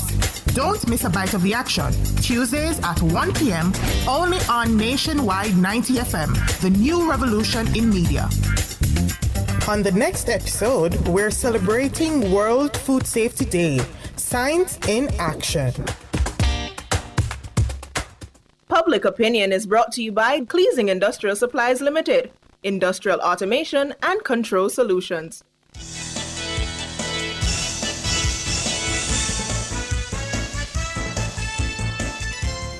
Good evening, and welcome to Public Opinion. I'm Roby Ann Williams. It's a new month, it's a new week, and we're welcoming it with open arms. Welcome to June. Yes, Public Opinion, let's get into it. A special good evening to our friends over on our YouTube platform. Thank you so much for tuning in. We invite you to weigh in live in the comments section on today's Public Opinion. It's all about the announcement that was made last week.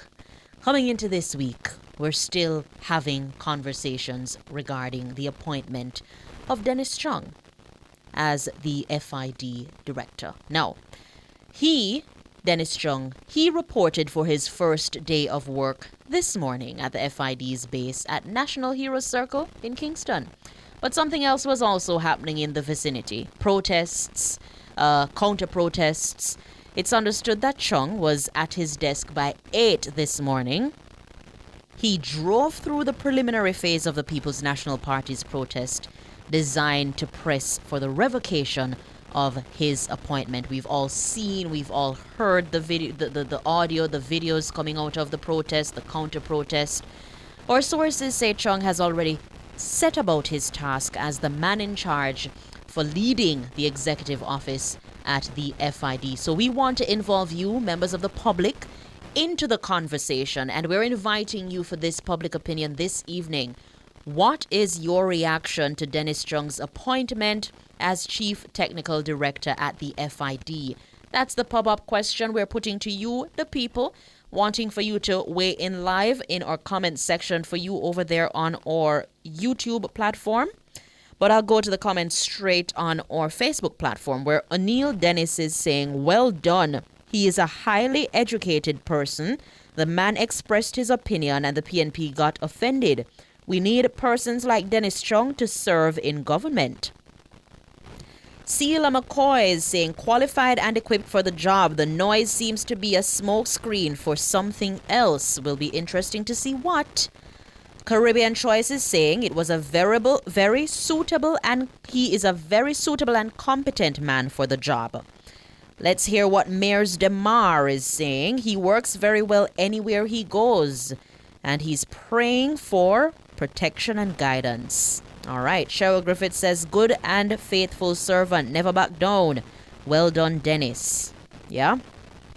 Let me see if I can get in a few more.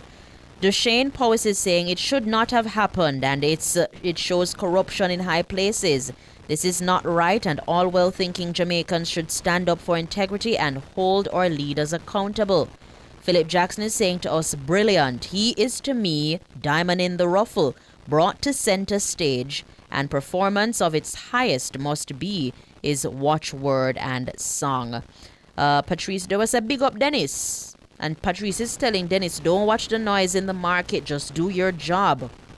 Independent Jamaica is saying, I find it very corrupt. The changing of the requirements should make every Jamaican come to the same opinion.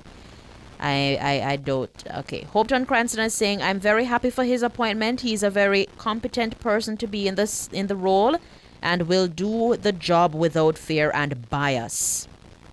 Yeah? Salome Paul, that is. Obviously, he has the requisite qualifications, skills, experience, and competence to undertake the job. His job is to investigate financial crimes, and that's for someone with deep analytical accounting skills. All a smokescreen by the opposition, says Salome Paul. Yeah, obvious. Prince Wellington saying it's obvious. It's very obvious and strategic. And we will judge the outcome when matters related to statutory decorations are referred and investigated. Yeah? Let me see if I can get in a few more. I'll turn my attention to our Instagram platform where Chris Duncan is saying immensely qualified, man of impeccable integrity, worked with both administration has Jamaica's interest at heart. A gratitude, or I should say, a gratitudinal disposition. Okay, good move. I trust the Prime Minister's judgment because he has led us in the right direction thus far. Wow, a lot of comments on our Instagram platform. Big Bug says, I have no problem with him. I think he will do a good job. Titch is saying every senior appointment in the government goes through a process. The position is advertised. Individuals apply. There is a panel. It's put together and shortlist candidates. And he goes on. Scolding Smith saying, an excellent move. Best man for the job, says Maxwell. All right, let me see if I can get in a few more. We should let driver's license holders fly aircraft. Okay, all right. I don't know if that's unrelated, seemingly. A qualified individual applied for a job and he's qualified, was interviewed and subsequently selected. I have no issue with the selection process, say it's Lady Cutchinson. Yeah. Recent history has shown everything these rise lot is against is actually good for the people, says Travi Cam. Yeah. Let me see if I can get Willie Ryan Wilson on this one. His appointment definitely looks like nepotism, but if he can carry out his duties without any bias, then I am good with it. We have far more pressing issues to be addressed in the country. Let's address them. J. Ross says the appointment is disgraceful. Yeah? No reaction at all. The opposition literally have nothing but time on their hands, says Yardman. Jalik says we stand with Dennis. Turning my attention now to our YouTubers. Your reaction to Dennis Chung's appointment as Chief Technical Director at the FID. May I beg you to take on time with me. Don't come at me if I don't see your response. Right away, Alicia is saying people don't understand the PM cannot appoint anybody. Indeed, it is a process. Neville Campbell says no words of this protest by PNP from private sector. Margaret says she thinks it's a good choice. Yeah? St. John, Dennis Chung, please release forensics report. That's what the PNP afraid of. Okay, says St. John, forensics. Yeah, I don't think that's the one. Best man for the job, says Earl Brown. Miss Hottie, Dennis all the way. The Aki is saying Mr. Chung will do his job without fear and favor. The PM did not appoint him. Marcia Edwards saying great choice. Dennis is the man. Very good appointment, says Vassal Williams. Let me see. Carbonado is saying I'm going to look keenly on past, current and future comments of those so-called civil society groups and independent person on the CCJ because the colors of those mentioned are glowing orange. Wow. Pam Pam says report him to God because no weapons formed against him can stand. Okay, Francie Hall, I support Dennis. Mystical Vibrations is questioning nepotism where? Which part? Whose part? Yeah? Responding to a comment that I read earlier, Father Perry saying this is par for the course in a corrupt country like Jamaica. Give us a break. What? Say what? Leonard Seville saying Dennis Chung is a great choice for the job. Yeah? Dahlia Shirley also agreeing to say good choice. Good choice. He worked for the PNP, says David Freighter. Worked under both administrations. Mr. Chung is a good choice. All right. Let me see if I can get in a few more. PSM appointed Dennis Chung. This is not a yes, it's not a political party, a political appointment, says Marlene P. All right, a lot of comments coming in. One of the most suitable person for the job, even more suitable than Mark Golding. Wow. Okay. Easy Guy saying excellent choice. Nisha Media saying good choice. Sharon bless them sound happy today. Of course I am happy. We're alive, we're well. Welcoming another month. Yeah? The 6th month of the year. We're in the middle of the year, Sharon bless. I'm most happy. I hope you two are happy. Mr. Chung of Integrity, says Maureen Bryan. Dennis all the way, says Sonia Wright. A lot of comments coming in. Janice, best choice. Yeah? All right, I'm seeing somebody saying I don't read X. All right, so let's go on X. Shari Smykel is saying he needs to resign. No one will trust what he says or does. Graham Jervis says good choice. Impact Impulse. Dennis Chung brings experience and balance, having served under both PNP and JLP.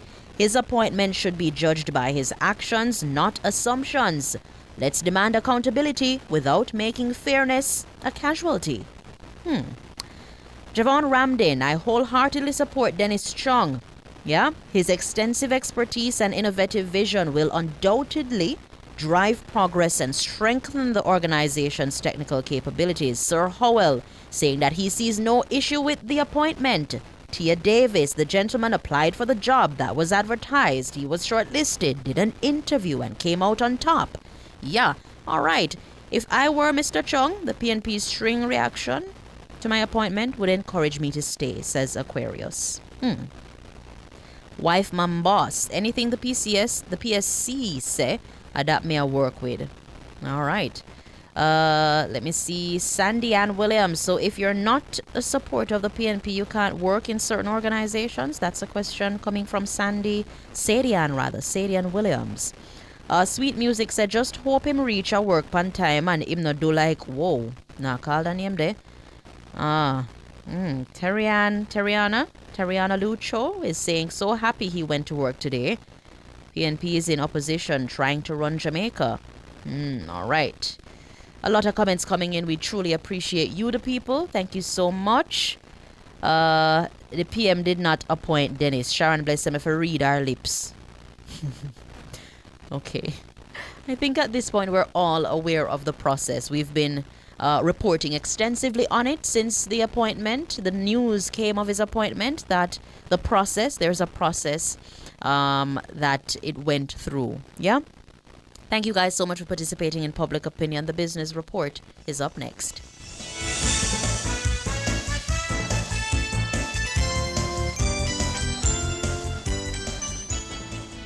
Public Opinion was brought to you by Cleasing Industrial Supplies Limited, Industrial Automation and Control Solutions.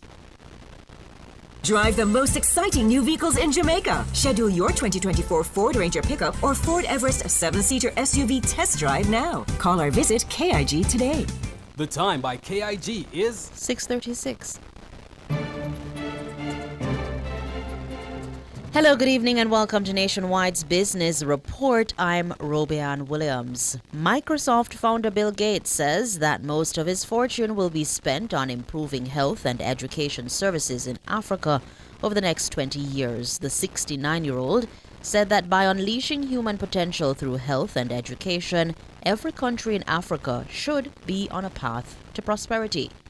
Speaking in Ethiopia's capital, Addis Ababa, he also urged Africa's young innovators to think about how to build artificial intelligence, AI, to improve healthcare on the continent.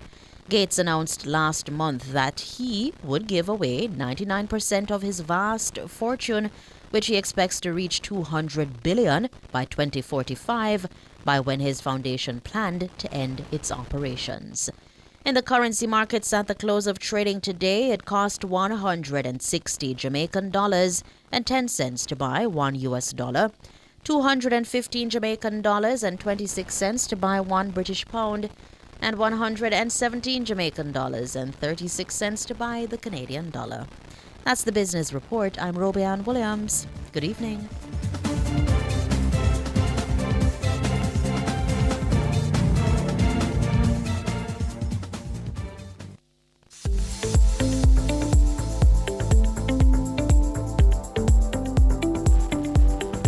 At a time when many had lost confidence in the JCF and questioned whether their true transformation was even possible, when some believed that simply changing the name from force to service would suffice, this administration, this minister held steadfast to a new transformation vision.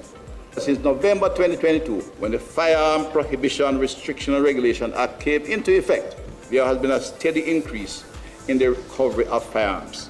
We are creating a professional culture, one that respects the dignity and rights of every Jamaican. We are building a Jamaica constitutional force that is institutionally resilient, ready to meet the future, and that future is emerging. A message from the Ministry of National Security. The National Stadium is the place to be on Saturday, June 7, when a glittering cast of global stars execute their pet events at the 7th staging of the Racers Grand Prix. The stunning lineups include Olympic silver medalist Kishane Thompson, Rashid Broadbell, Oblique Seville, National Junior record holder Buwaji and Krumi, schoolboy sensation Gary Card, Zarnell Hughes, Christopher Taylor, national champion DeAndre Watkins, the fast rising Zandrian Barnes, and Trey Cunningham. Check out the women's side where some titanic names are listed, including world champion Sharika Jackson, Shashali Forbes, Natasha Morrison, Favor Ofili, Karika Hill, Sade Williams, and Stacey Ann Williams. Admission finish line $5,000, regular grandstand $3,000, bleachers free until May 31. After that, it's only $1,000. Get your tickets online now at racersgrandprix.com and the Jamaica Pegasus from June 2 to 6. The action promises to be nothing less than sensational. Tune in to Nationwide 90 FM on Tuesday, June 3 from 2 p.m. to 4 p.m. for the live sectoral presentation by the Minister of Justice, the Honorable Delroy Chuck, Advancing Justice Towards a Safer Jamaica. Also, you can view the presentation on Nationwide 90 FM's YouTube channel, Nationwide 90 FM Live 2, and also on the Ministry's YouTube, Facebook, and Instagram pages at MOJ Official JM, as well as on PBCJ and GIS YouTube channel. So, tune in to Nationwide 90 FM on Tuesday, June 3 from 2 p.m. to 4 p.m. It's the live sectoral presentation by the Minister of Justice, the Honorable Delroy Chuck. All this and more only on Nationwide 90 FM, the new revolution in media.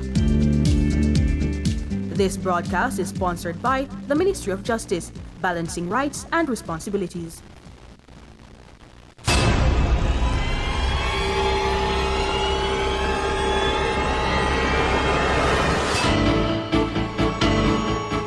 If it's in the public's interest, it's the nation's business during Nationwide at 5.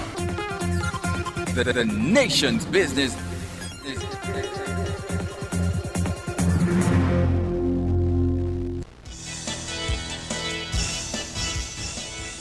The following is a paid political broadcast brought to you by the Jamaica Labour Party of Prime Minister Dr. Andrew Holness's address at the West Central St. James Constituency Conference on Sunday, June 1, 2025.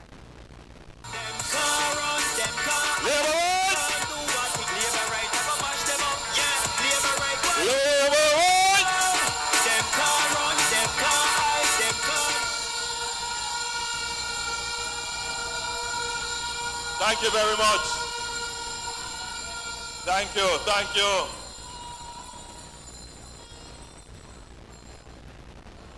Let me once again compliment you.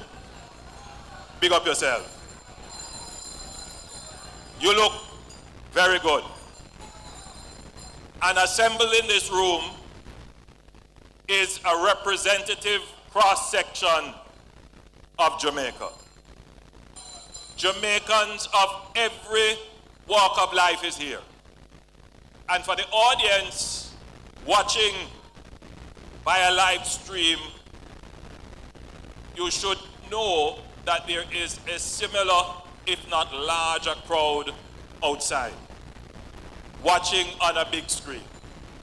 And I want to big up those persons on the outside. Thank you for coming. Thank you for your dedication, love, and loyalty. Let me say that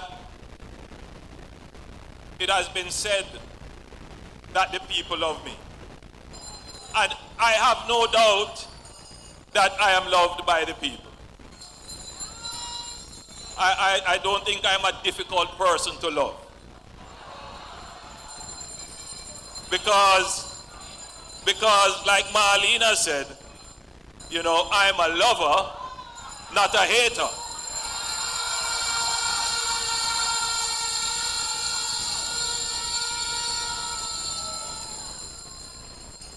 But don't mistake my loving and kind character for weakness, because I am also a fighter. And you know me, I rope a dope.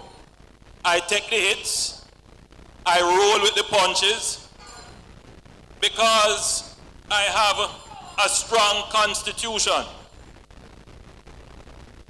some of the licks that have been placed on me, a man of weaker means would have fallen. But I remain standing upright, strong, and ready.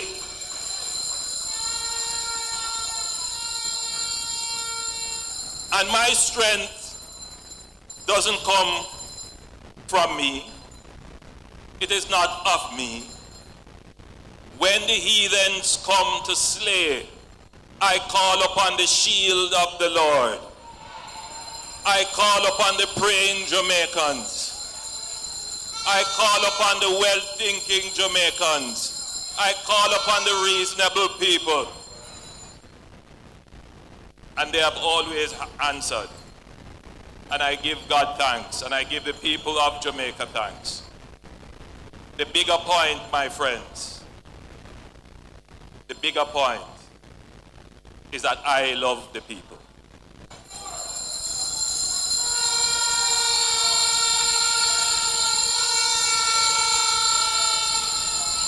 The bigger point is that I stand here not on my own means and not for my own aggrandizement.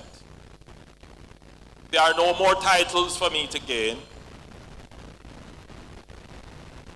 Really, this is about service. I do this because I care about the people.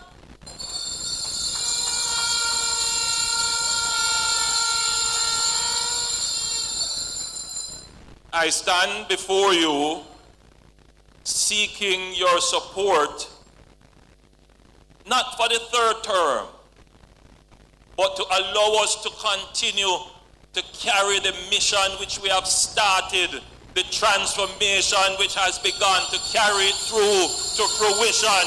I stand here before you, ready, fit, strong, and able to carry that mission through to its completion. A mission which, for many,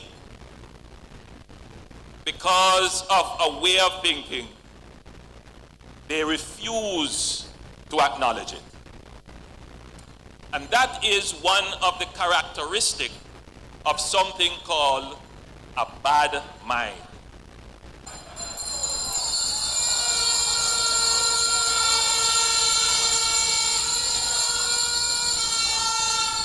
Now, friends, I want you to think about it very carefully, because we have made a colloquial saying out of bad mindism.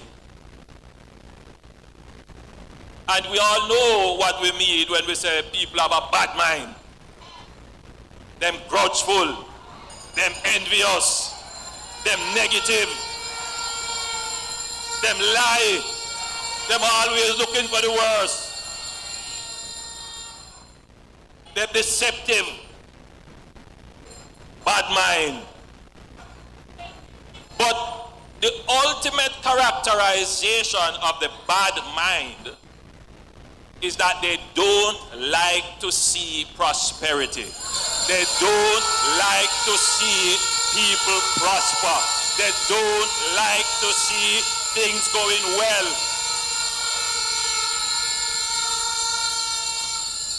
Now, I want you to just think about it. Think about it carefully. How do you tackle a government that has managed to bring down one of the most intractable problems that has faced this country for the last 50 years? I want you to just think about it. When I toured this constituency, just before the 2016 general election, I toured Mount Salem. And I was gripped by the level of fear in the community. When I entered the community, a small group came out to meet me. And as I walked down the lane, I could see people just pushing their heads through their window to look, afraid to come out. Afraid. I took away from that experience that Jamaicans should not live like that.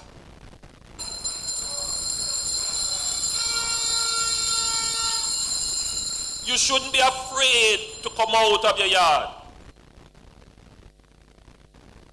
You're coming home from church and you have to call first to say everything all right in the community, otherwise we go sleep we have a church sister yard. No, we shouldn't live like that. And so I made a presentation which was very aspirational. Bad mind people don't like to hear people aspire.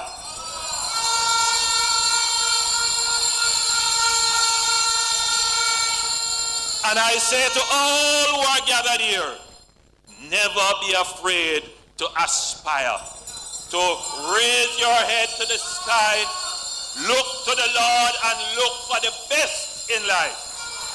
Never be afraid to think big, to vision big. Don't be afraid of prosperity. Don't be afraid to create wealth, because we don't bad mind people for where they are, because we know that we have the capacity as well. So I said to the people of Jamaica, do not be afraid to think that one day you can sleep with your windows and doors open in this country. Never be afraid to wish and dream and think and pray. It can be done. And I went back and we sat down with the team and we said, how are we going to do this? Your member of parliament was then our Attorney General. And I came up with this idea that we needed to create zones of special operations, geographical areas where we ascribe certain powers to our security forces to allow them to conduct certain types of operations to keep the crime in those areas down. Your member of parliament, the then commissioner of police, the then my national security advisor at the time, Major General Anderson, who became commissioner of police after, we crafted a legislation called the Zones of Special Operations. And the first place we implemented that was Mount Salem.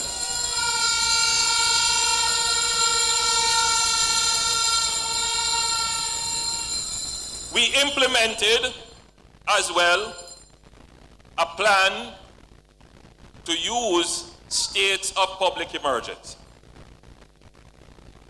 And those strategies, along with the long-term strategies of investing in our police, and I want you to understand, when you listen to this figure carefully, because you are going to have to go and explain to the other people that you interact with who don't understand that prior to 2016,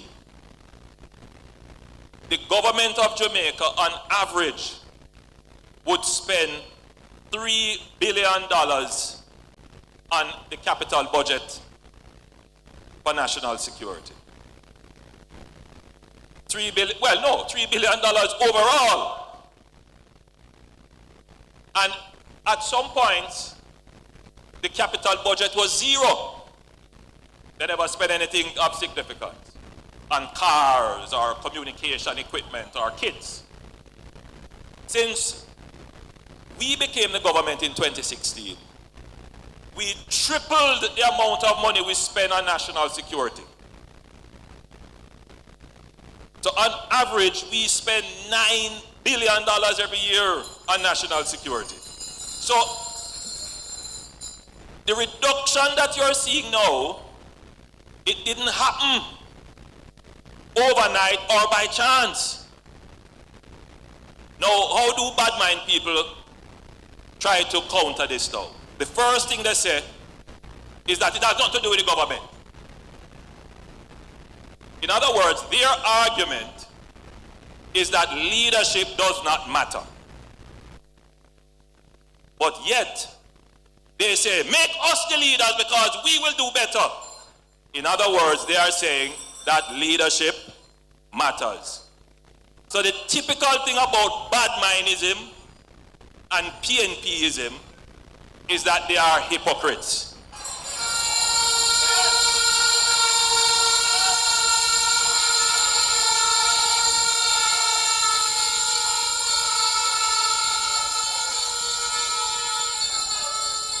Hypocritical. So we increase the expenditure along with our long-term strategies and some of the short-term strategies. On my arrival here, I received a report from the local police, and I commend them. They are doing an excellent job. And the report was there was one murder in the entire parish of St. James. One!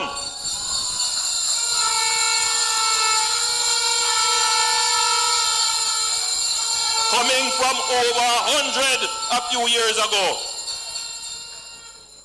We are moving closer to that aspiration of a peaceful country where you can sleep with your windows and door open. Never be afraid to hope and dream and have faith and confidence that we as a people are competent, we as a people are peaceful, and we can achieve peace in Jamaica. Never be afraid of that. Peace is within us. Peace is within us.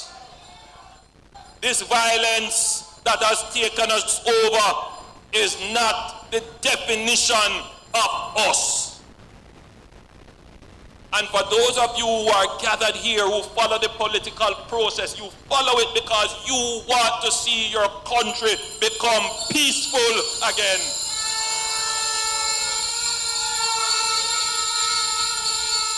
And you are the people who will make it happen.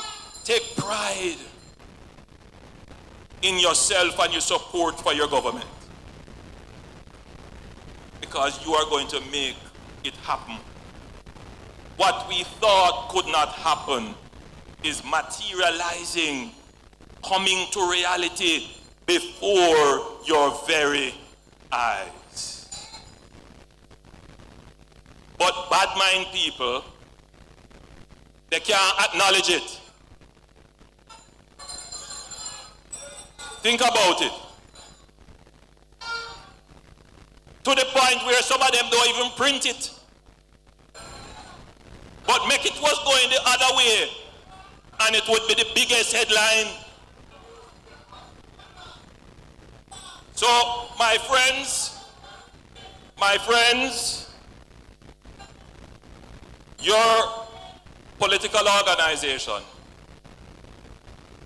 is moving us closer to the reality of peace.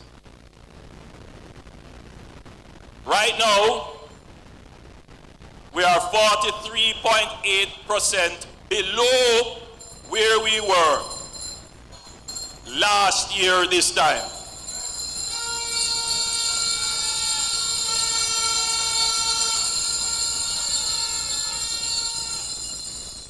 We are 65% lower in the month of May as it relates to murders than we were May last year. For the entire island, 47 Jamaicans were murdered, and that is too high. The intention is to what? Bring it down to 0. If we can move to 1 in St. James, we can bring the murders down right across the entire island. It is possible. I use this point to bring you to another point. And the point I want to make to you is that we have been in the wilderness as a country for a very long time. We have been struggling for a very long time. Water, roads, hospital, school, transportation, garbage collection, you name it. Poverty, the markets. And when you are in the struggle, even if there is transformation taking place, meaning even if things are getting better, you can lose patience. And you can lose hope. And you can lose faith. And so, government, especially if you're achieving and you're doing well, governments have to constantly place the achievements in front of the people. Even if there are those who would want to reject them. But not only that, we have to give you hope and show you what more is to come, how better things are going to be. The opposition is going to point you to the bottom of the glass to show you how bad things are, to say things are not getting better. In other words, there is a battle for your minds. One is going to be negative, and the government is going to be positive. Now, what do we know about nature, about life? So a man thinketh,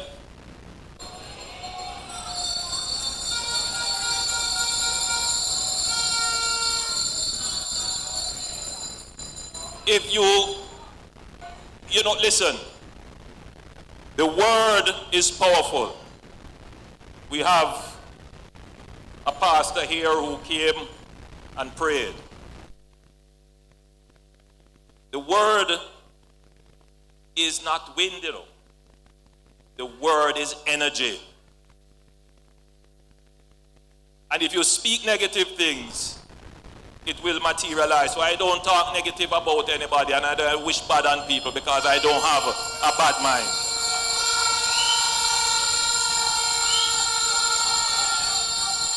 And that is why it puzzles a lot of people that I don't get into any argument. I just keep saying the good things that we have done. Where we have fallen down, we acknowledge and commit to do better. But we will not be distracted by the negative, by the lies, by the falsification, by the manufactured crises that the PNP is trying to push in your attention. Our party will continue a positive message, and our party will continue to be focused on the good, on our achievements. So I say to all Jamaicans who have concerns right now, as I toured parts of Clarendon and St. Catherine on Friday, and some persons confronted me about their water. They don't have any water. But it was very instructive, because as the lady came up to me, and she knew herself in a little community, I believe it's called Shady Grove, she said to me, "Prime Minister, we don't have no water." I said, "I understand." And she volunteered I have been living here for 14 years now. I mean, I have no water. 14 years. But that community has not had water since it was settled. And there are many communities like that. But as I visited another community in an even more remote area called Maho Hill in northern Clarendon, and as I was handing over one of the social housing, a pipe behind me just erupted, burst, because they got water a few months ago and the water pressure is so high. They didn't have water before. Point I'm making to you is that if you believe that nobody having water, and one person come out and say, me not have no water, then you see that as the truth, as the reinforcement of what you think. But that is not the accurate picture. Minister Samuda can tell you that almost every week we are turning on a water system somewhere in Jamaica, and we have 50 more water systems to turn on right across Jamaica. We are the government that is consistently, day by day, week by week, transforming Jamaica in real and tangible ways, bringing water to communities that never had them for 50 years. It is this administration that is making the transformation. It can't happen overnight. It's not a snap of the finger, but you can rest assured that your community will be reached. Have faith. The Bible tells us what is faith. Hebrews 11 verse 1. Now faith is the substance of things. We are hoping for our water. We are hoping for crime to reduce. We are hoping for poverty to be reduced. We are hoping for our roads to get fixed. Substance of it. But what else is it? It is the evidence of the things you have not yet seen in your community. But the crime is going down in a significant way. That is evidence of the prosperity to come. Hold the faith, keep the faith. The Spark program is repairing 2 roads right now in every constituency, 10 before the end of the year. Massive transformation. The REACH program is patching out almost every pothole right across the country. Yes, you're frustrated now, but hold the faith, your road is going to be fixed. Because the evidence of the work is there, the evidence is there. Yes, mama, you quarrel and you bawl, I am not on the PATH program, I am poor. But the evidence is there.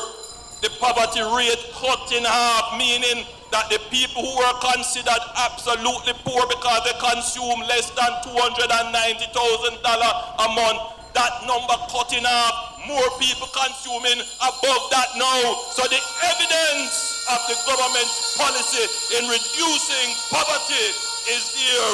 Hold the faith, hold the faith.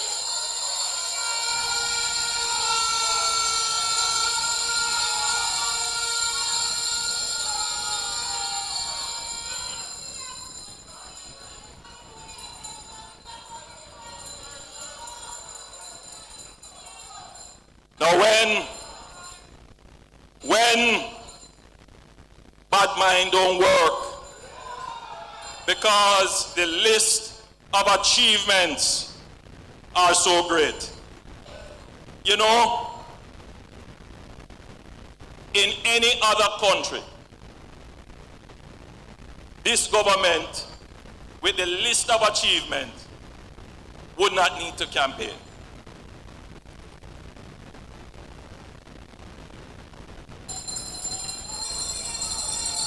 In any other country.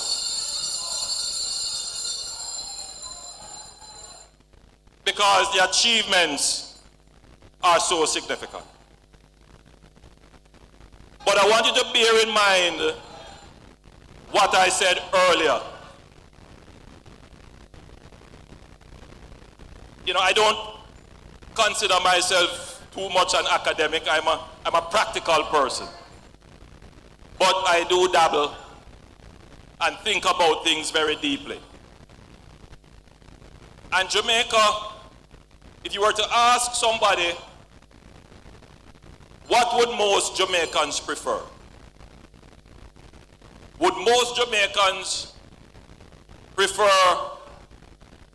a meritocracy, meaning a system where you only get what you put in, what you merit?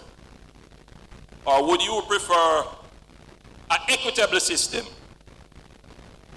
meaning that even if you didn't put in, but there is some justice that you should get some support? And most Jamaicans would say we want an equitable system. And I believe that we must have, yes, an equitable system. And you know why I believe that? Because when the country of Jamaica was formed, the state of Jamaica was formed, the mass of the people were deprived. They didn't have any endowment. And some people have everything, and the mass have nothing. So my political philosophy is that we must do everything to make sure that everybody can rise, that everybody gets something.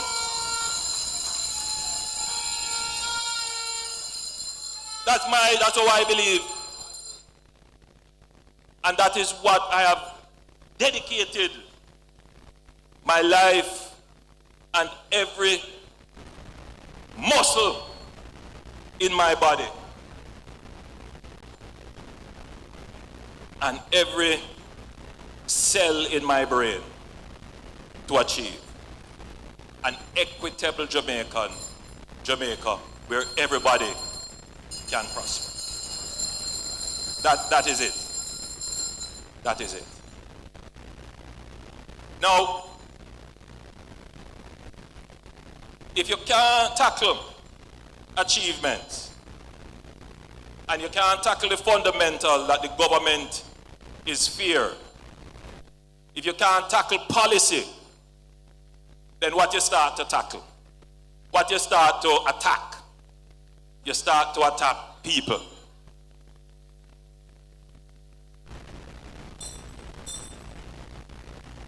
And we have seen a dangerous trend emerging where people who are giving stellar public service, people who have achieved great things for this country, they are being hauled into the political arena.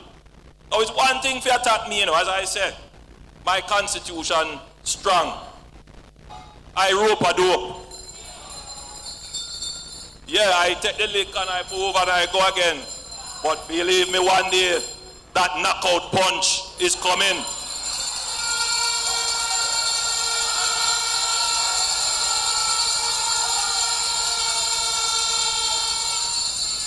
So you keep your guard up, you protect yourself, and you move, and you keep moving. You keep moving. Now,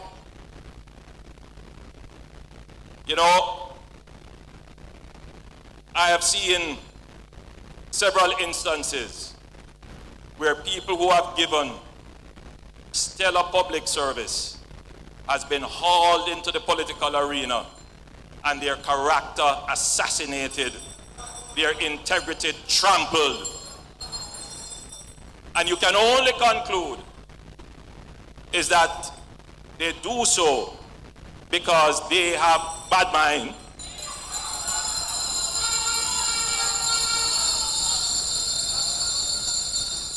But you have to understand what we're dealing with. PNP believes that they have a title for Jamaica.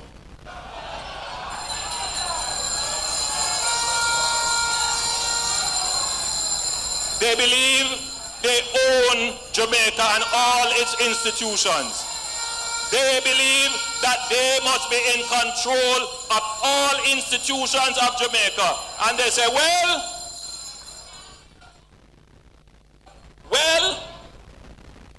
the GLP might be in government, but the PNP is always in power. That is what a PNP tell me. That gives you an insight into how they think and how far they will go to corrupt the institutions of government to maintain the power that they believe they have over this country. I know what I am saying is irking some of them. They are screaming in their seat right now, but I will talk the truth to the Jamaican people as I have always done.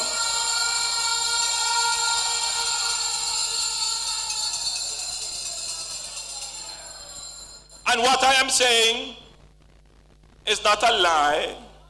It is not of my own making. This is substantiated by fact. For those who are quick to criticize, just go and read your history and look up something called the Pickersgill Committee and why that was set up.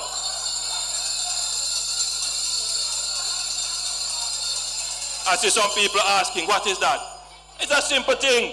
Go on Google, better yet, just type that into ChatGPT. Yes, man, it's the information age. Don't take what I said. Yeah, man, go and study it. Get the knowledge, man. That is how they think. That is their philosophy. I share the part briefly. A man come to me one time with a book. He wrote a book, and I don't want to go into too much detail, but in the book, I was then leader of the opposition, and in the book, he was trying to put forward this view that, you know, Bustamante should never have led Jamaica as Prime Minister. That it was the PNP that was established to be the state authority. And because Buster decided that he would form his own political party, he was of the view that Buster betrayed some kind of understanding.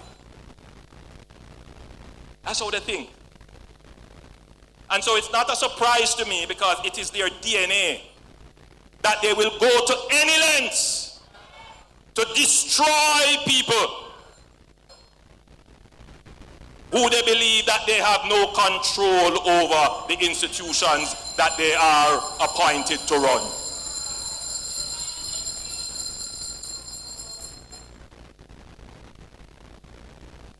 Any lengths, including to try to bully the government, to break the rules of appointment to suit them.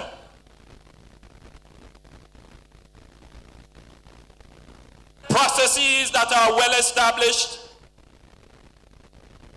that are not in any way questioned, but they come to give the government an ultimatum, to bully the government into their action. How hypocritical, how rich.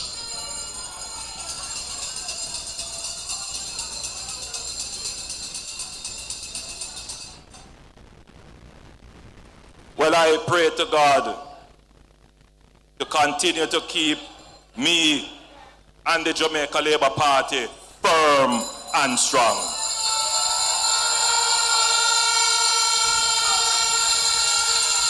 I pray to God to give me the energy we need to keep Jamaica and our people firm and strong. Now, I hear that they are going to have protests for manufactured rage and crises that don't exist. Well, I want every labourite to protest against this hypocrisy tomorrow.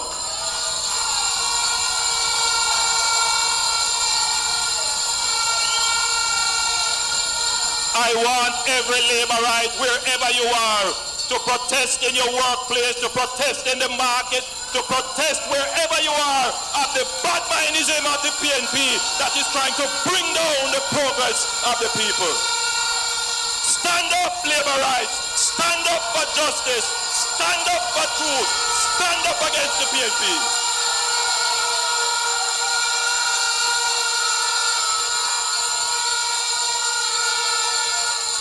There was a time when the playbook of the PNP used to make labourites afraid. Is a different labourite you're looking on today. Labourites are proud of their party.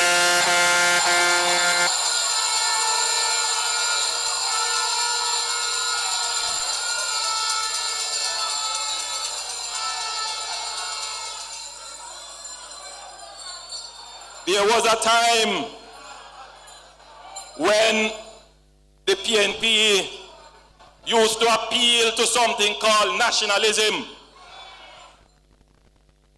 and they could influence well-thinking Jamaicans.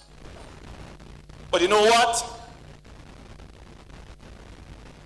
There are more Jamaicans who are in the middle. They are observing. They are not really wedded to anything politically, but they are more rational. They are more looking for who can deliver results. They are results oriented. Because they have heard all the arguments before, they have heard the promises before, and so what it comes down to, who can make it better for me? Who can make it better for my country? And you can come with promises, good intentions, but you know where is paved with good intentions. A lot of people are smart about that. So what they do, they look on track record. And which political organization has the track record of delivering the benefits for the people of Jamaica?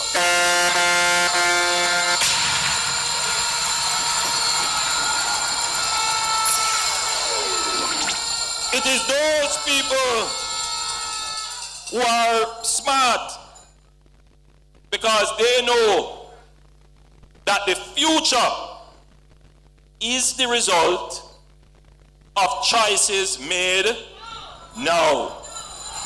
The future, my friends, is not a mystery. The future is not waiting to happen. The future happens every time you make a decision now. And you have some decisions to make. Both my family here and my family listening, and my entire Jamaican family. Each and every one of you, you have a decision to make today about what your future is likely to be. And I say to you, choose wisely. Choose rationally. Don't choose bad mind.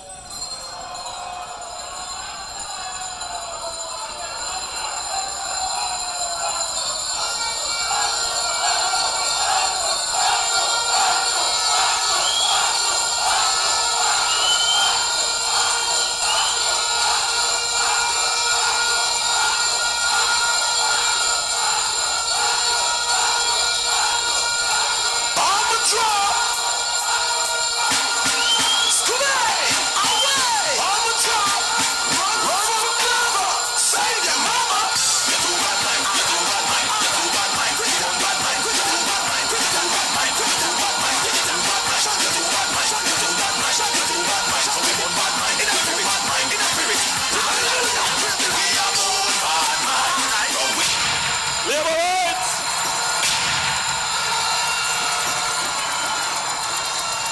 I urge you.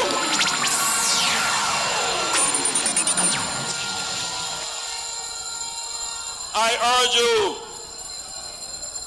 to choose Jamaica.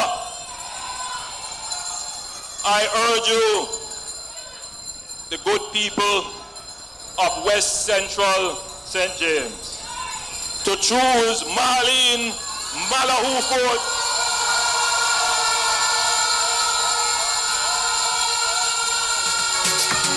Labor rights! And I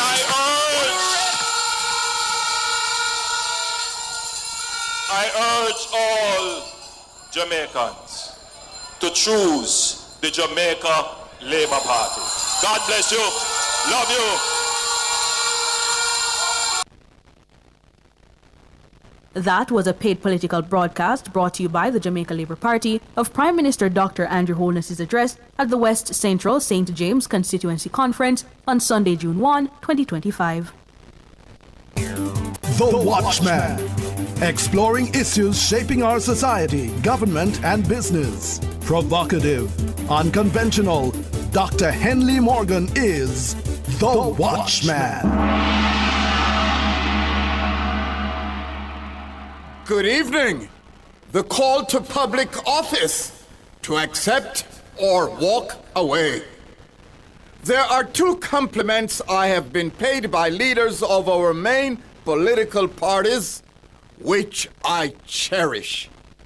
One was by Mr. Bruce Golding, leader of the opposition, before he became Prime Minister in 2007. In establishing the National Committee on Crime and Violence, chaired by the late Colonel Trevor McMillan, he requested me to be a member. I asked him the reason for choosing me. He responded that people would not question my selection as being politically motivated. The other was by Mrs. Portia Simpson Miller when she was Prime Minister. In one of our conversations, she almost apologetically explained her reason for having never appointed me to a state board or office. She said to do so would damage my reputation as someone who puts country over politics, and that there were too few such people remaining. Alas, after over 3,000 newspaper columns and over 700 editions of this radio commentary, The Watchman, that vaunted reputation of being an objective arbiter of issues with political overtones and for putting country over politics is impaired in the eyes of those who do not believe that one can have an opinion on any subject touching politics and still exercise independent judgment. But this is not about me. I share the information only as a backdrop to the ongoing saga over the appointment of Chartered Accountant Mr. Dennis Chung as the new Chief Technical Director of the Financial Investigations Division, FID, within the Ministry of Finance and Public Service. The battle lines are drawn between the ruling Jamaica Labour Party, JLP, and the opposition People's National Party, PNP, over his appointment. The PNP has issued an ultimatum for the government to rescind the appointment of Mr. Chung, who they say has compromised himself on the basis of public positions he has taken on matters the FID is yet to investigate, or face public protest. The JLP, for its part, has stoutly resisted the call, saying due process was followed by the competent body, the Public Services Commission, PSC, and has issued its own threat of taking the protest to the streets. At stake is Jamaica's continued fight against corruption, which by some estimates costs the country in excess of 5% of gross domestic product, GDP, annually. Not to mention Jamaica's world standing as a highly corrupt country based on Transparency International Annual Corruption Perception Index. In the current political climate, it could come down to Dennis Chung looking himself in the mirror and honestly answering this question. Is there anything that, on the presentation of evidence to the contrary, would prevent me from, without fear or favor, being a thorn in the flesh of those whose corrupt actions are a blight on the country's reputation and a drain on the public purse? The answer to that question, as well as the trust-destroying public furor caused by announcement of his appointment, should instruct Mr. Chung's decision whether to accept or walk away. Think on these things. Produced by Agency for Inner City Renewal, AIR, and recorded in the Jamming Studio Trenchtown, a breath of fresh air bringing change to the inner city.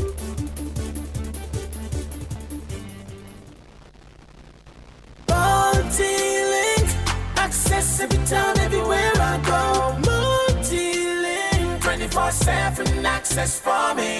It's just a win-win when we use multi-link. This card is Jamaican built, yeah. Fast and secure, you can use anywhere. Spend while supporting the economy. Look for the multi-link logo on your card and benefit from Jamaica's largest debit payment network. Multi-link, 24/7 access for me. What would I do without my multi-link?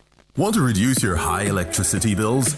Then Peak Energy has the solution for you. From grid-tied to hybrid solar inverters with full lithium-ion battery pack. Installation and maintenance packages available. Visit us at Shop 1, 3 Mosquito Valley Road, Red Hill, St. Andrew. Call 876-279-8820 or 944-0668. Or email us at peakenergysolutionsja@gmail.com. Peak Energy for everything solar.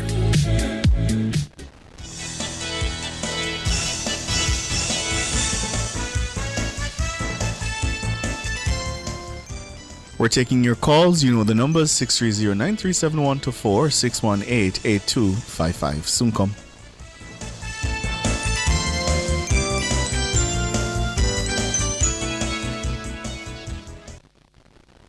Taste it, eat it, drink it, applaud it. The 26th staging of the Jamaica Observer Table Talk Food Awards, the Caribbean's premier culinary event, powered by MasterCard, takes place Thursday, June 26th, on the East Lawns of King's House. This one-night-only evening of excellence in food creation, service, and event decor is sponsored by Tasty Food Awakenings, Tourism Enhancement Fund, Sagicor, The Best Dressed Chicken, Appleton Estate, Pepsi, Water, Rainforest, ATL Automotive, Main Event and Island Car Rentals. Adults 18 years and over. Drink responsibly. You're a VIP with CIBC Caribbean. Spend US $100 or local equivalent with your CIBC Visa credit card for your chance to win a crop over VIP experience in Barbados. An all-expense-paid trip for two, staying at the Courtyard by Marriott Hotel, cultural tours, and Aura experience with full glam makeup plus tickets to the hottest last lap events. Visit CIBC Caribbean /crop over 2025 for more info. Conditions apply. You've led teams, built businesses, and influenced change. Now, lead research that transforms your field. Apply now for the University of the Commonwealth Caribbean's Doctor of Business Administration or Doctor of Professional Practice. Flexible, research-based, and designed for working professionals. All UCC programs are accredited by the University Council of Jamaica. Learn more and apply online at ucc.edu.jm. UCC, fostering leadership and innovation. Calling all golfers. The 3rd annual Stories to Create charity golf tournament is happening on July 19 at the Constant Spring Golf Course, and you don't want to miss it. Come out and compete in 8 exciting challenges, from longest drive to beat the pro. And yes, you'll get your shot at $5 million in the hole-in-one contest. Prizes, surprises, and a powerful cause supporting youth and storytelling programs through EHAS Inc. Register now and swing with purpose. Visit ehasinc.org or email info@ehasinc.org, and we'll see you on the green. The National Stadium is the place to be on Saturday, June 7, when a glittering cast of global stars execute their pet events at the 7th staging of the Racers Grand Prix. The stunning lineups include Olympic silver medalist Kishane Thompson, Oblique Seville, Rashid Broadbell, Christopher Taylor, Rasheen McDonald, champion Allison, Orlando Bennett, and Olympic silver medalist Wayne Pinnock in the men's division. Check out the women's side, where some titanic names are listed, including world champion Shericka Jackson, national junior record holder Alana Reed, the Clayton twins Tia and Tina, world record holder Toby Amusan, and Tokyo Olympic bronze medalist Megan Tapper. Admission finish line $5,000, regular grandstand $3,000, bleachers free until May 31. After that, it's only $1,000. Get your tickets online now at racersgrandprix.com and the Jamaica Pegasus from June 2 to 6. The action promises to be nothing less than sensational.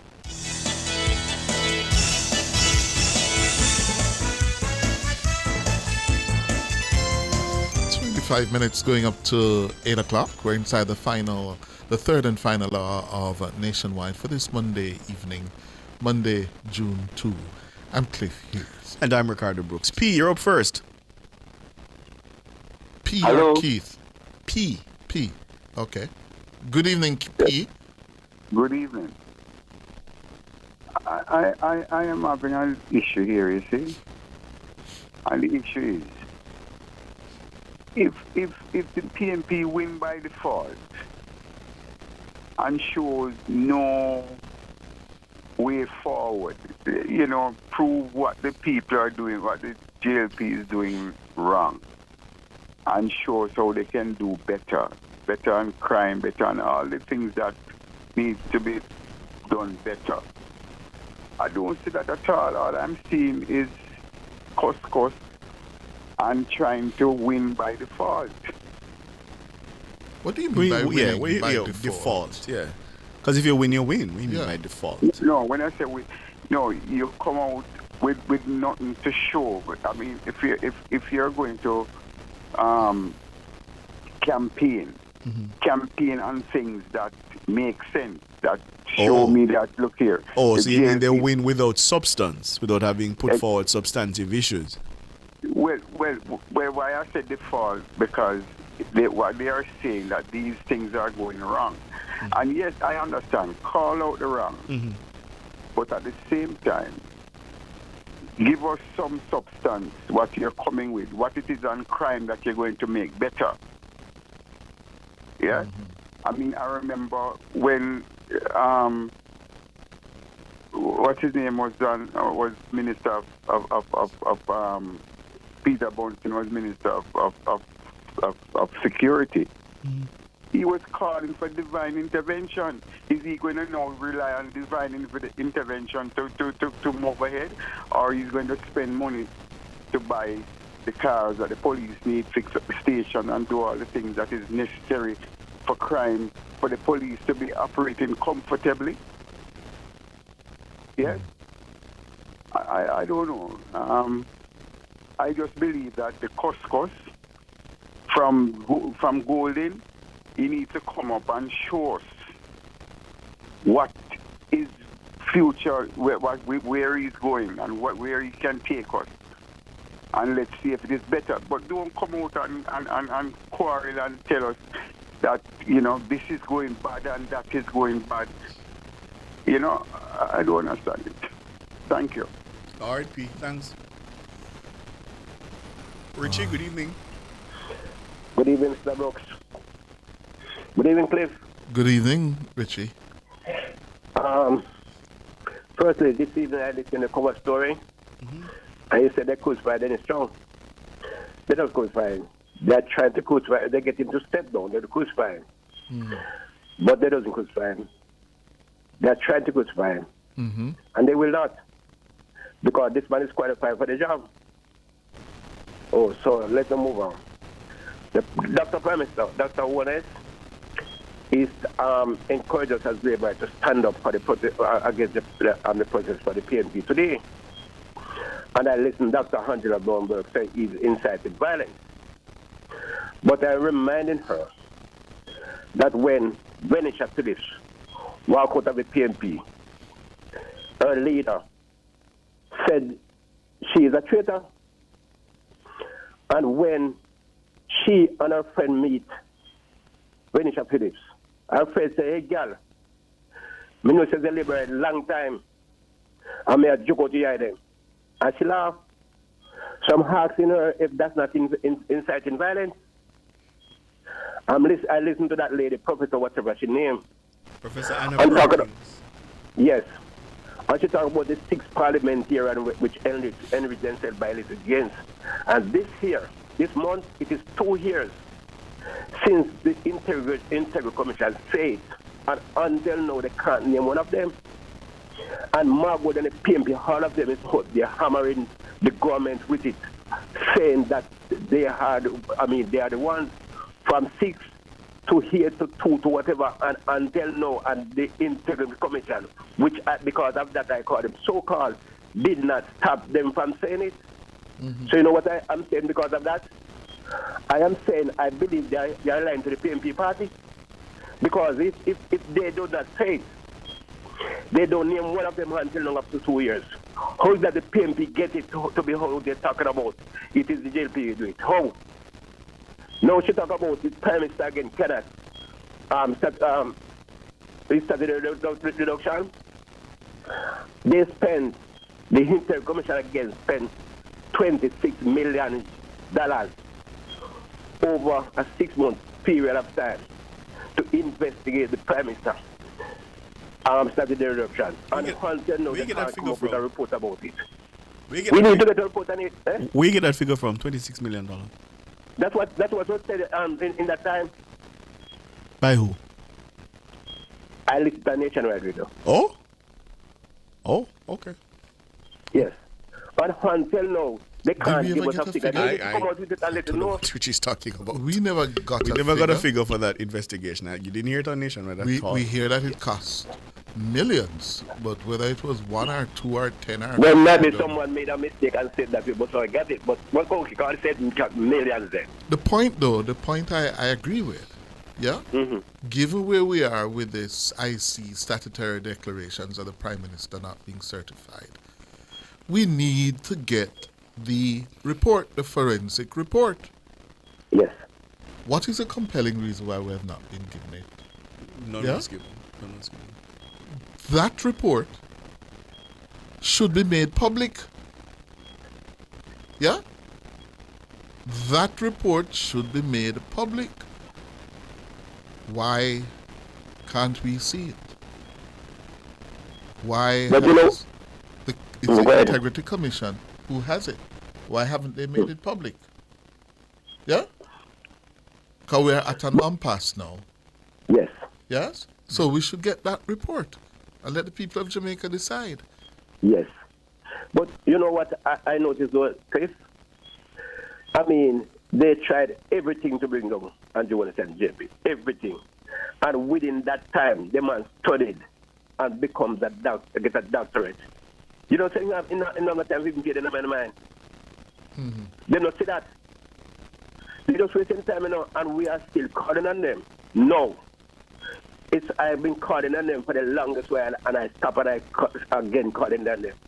We don't come with some plan. Night is coming, and rules are coming to selection and just around the corner.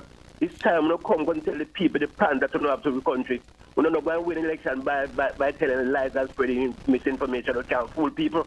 Well, they feel so they can win without doing it.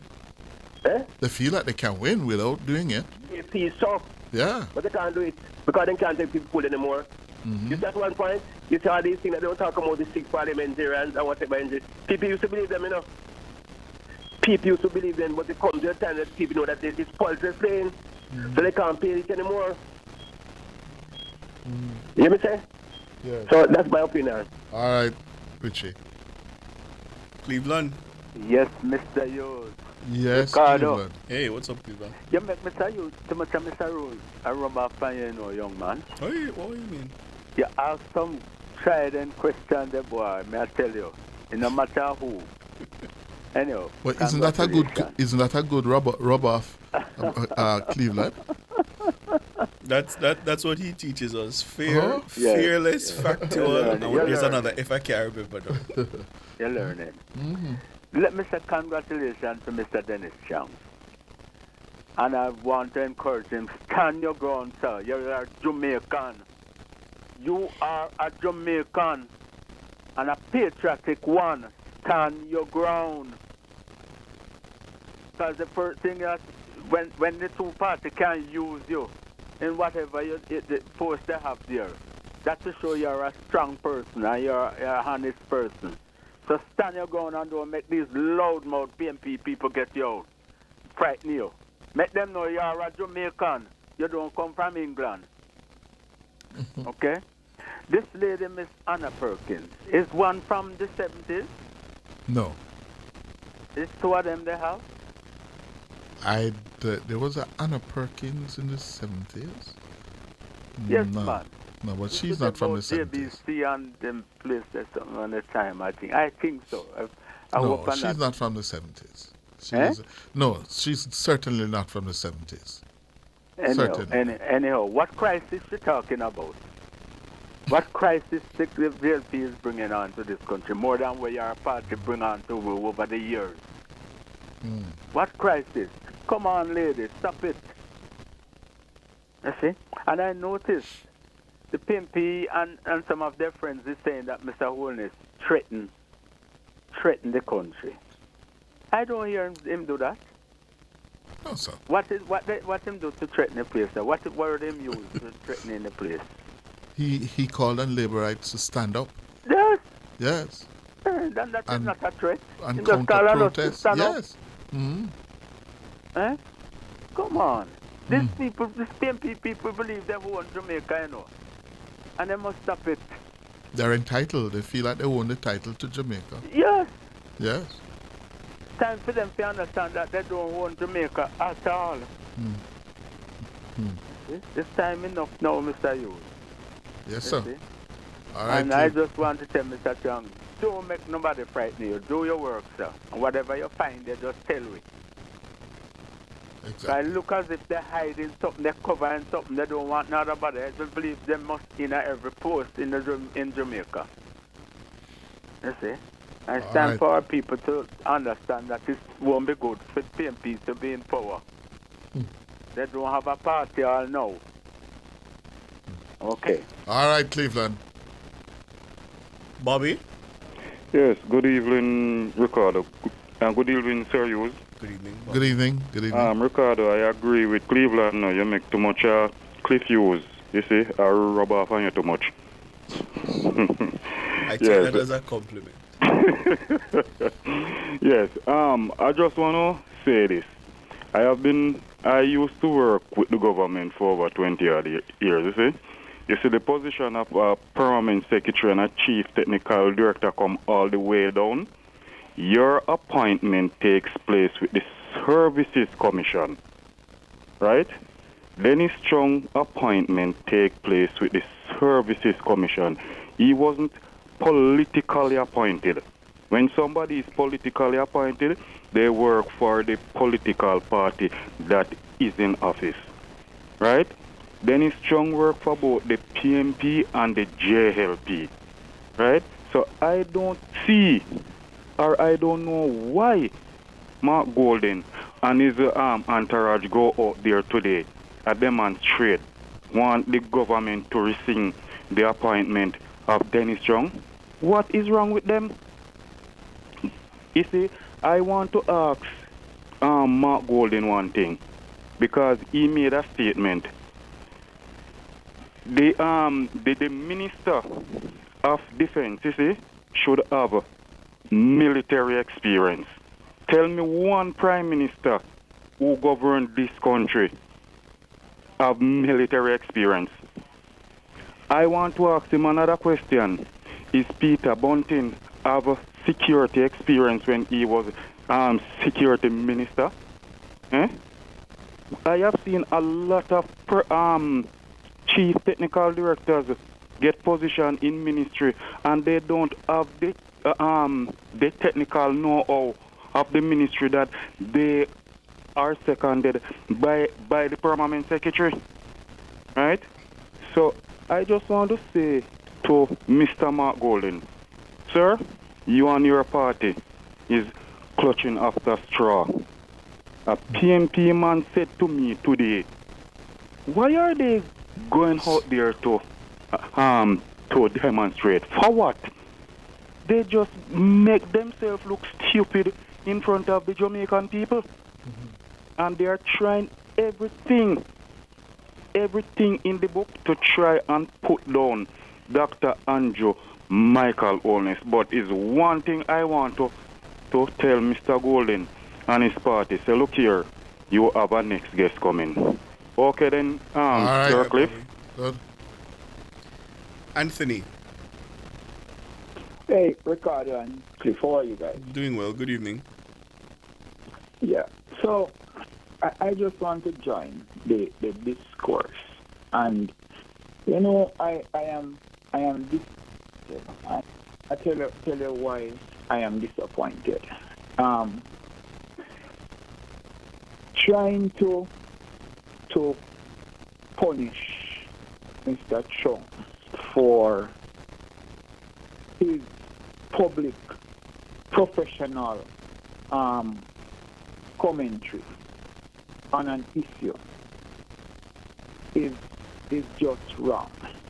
I think as an individual, especially if you are competent in certain areas, from time to time, you might be called upon for an opinion and stuff. Or if you so choose it, you might want to express that opinion in writing, whether in commentary or letters to the editor and stuff. And if you share that professional opinion, are you telling me that should make you compromise in terms of future employment? I think the answer to that is no. I think professionals who voice informed opinion publicly show a commitment to truth and accountability. That is something that they're offering to the wider public, and it's educate professionals have to educate the public and industry peers to raise the level of discourse, and that's why news stations like yours try to seek out these people to get an opinion from them. So therefore, persons like Mr. Chung should not be seen as an enemy to anybody. I mean, penalizing individuals for lawful and professional commentary sets a chilling precedent. And I'm saying if Mr. Chung should give in and walk away, I don't know what precedent this is setting. Ricardo and Chris. You understand? It would be a dangerous precedent, sir.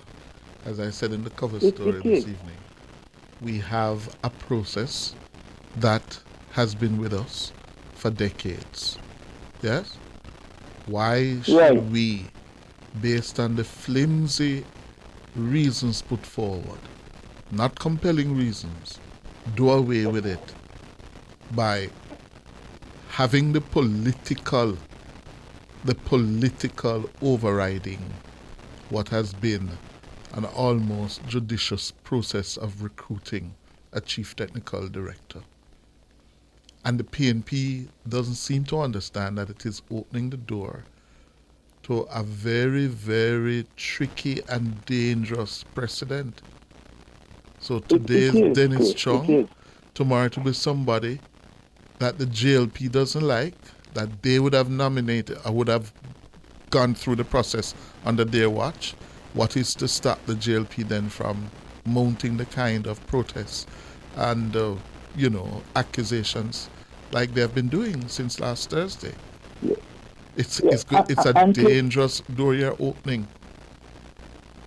If I heard persons trying to make the comparison with Dennis Strong and the appointment of Ranice Lawrence as acting at the IC and stuff.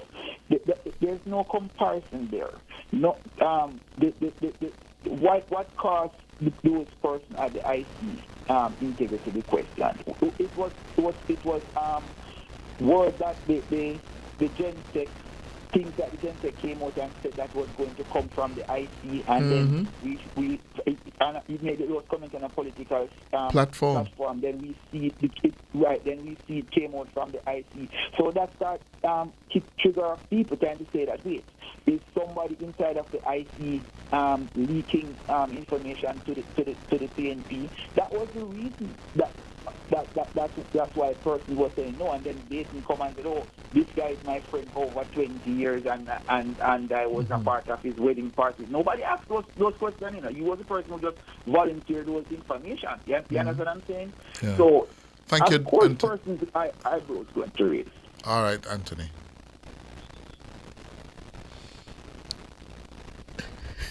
Lady J. Hi, good evening, Rick. Good evening. Good evening, Lady J. How are you? I'm doing all right. How are you? Yes, I'm doing great. Now, Mr. Chong has been making contributions to Jamaica for years, right? In Barnia, okay? And no one has the right to penalize him for his opinion that he expressed. We all have a right to our opinion, right? Now, today, this demonstration that went on, I don't understand. Monday morning, you're going to disrupt the country because of your selfish views, huh? A bad manism, them want to bring back in Jamaica. Bullyism. For the life of me, I don't know what happened to the PNP. They try to do demonstration overseas. They go over Portmore to demonstrate. They just want to be seen. Everything they open their mouth is a demonstration. They want to protest. They believe they are still in government. It is sad. It's a sad day. And then some people coming up and supporting what they are doing to this country. Andrew did not select Mr. Chang. It went through a process. Yes. It wasn't a divine intervention. It went through a process. So we have to accept that. And I am happy for Mr. Chang, and you stay there. All you do, sir, is pray and ask God to guide you and protect you from these vagabonds. All right, Lady J. Thank you for the call. Thank you, ma'am. That's where we're going to leave it for this Monday evening. Thanks to all of our callers, or YouTubers, or WhatsAppers, or tweets, our producer, Dana Davey, our technical operator, Andrew Anderson, and of course, members of the news and production team led by our editor, Cara Powell. I'm Cliff Hughes. I'm Ricardo Brooks, and I just want to say to Jamaicans who are praying people, pray for this country. Yeah. The next several weeks are going to be very, very rough. I'm Cliff Hughes, reminding you, take care of your loved one and look out for your neighbor. Good night.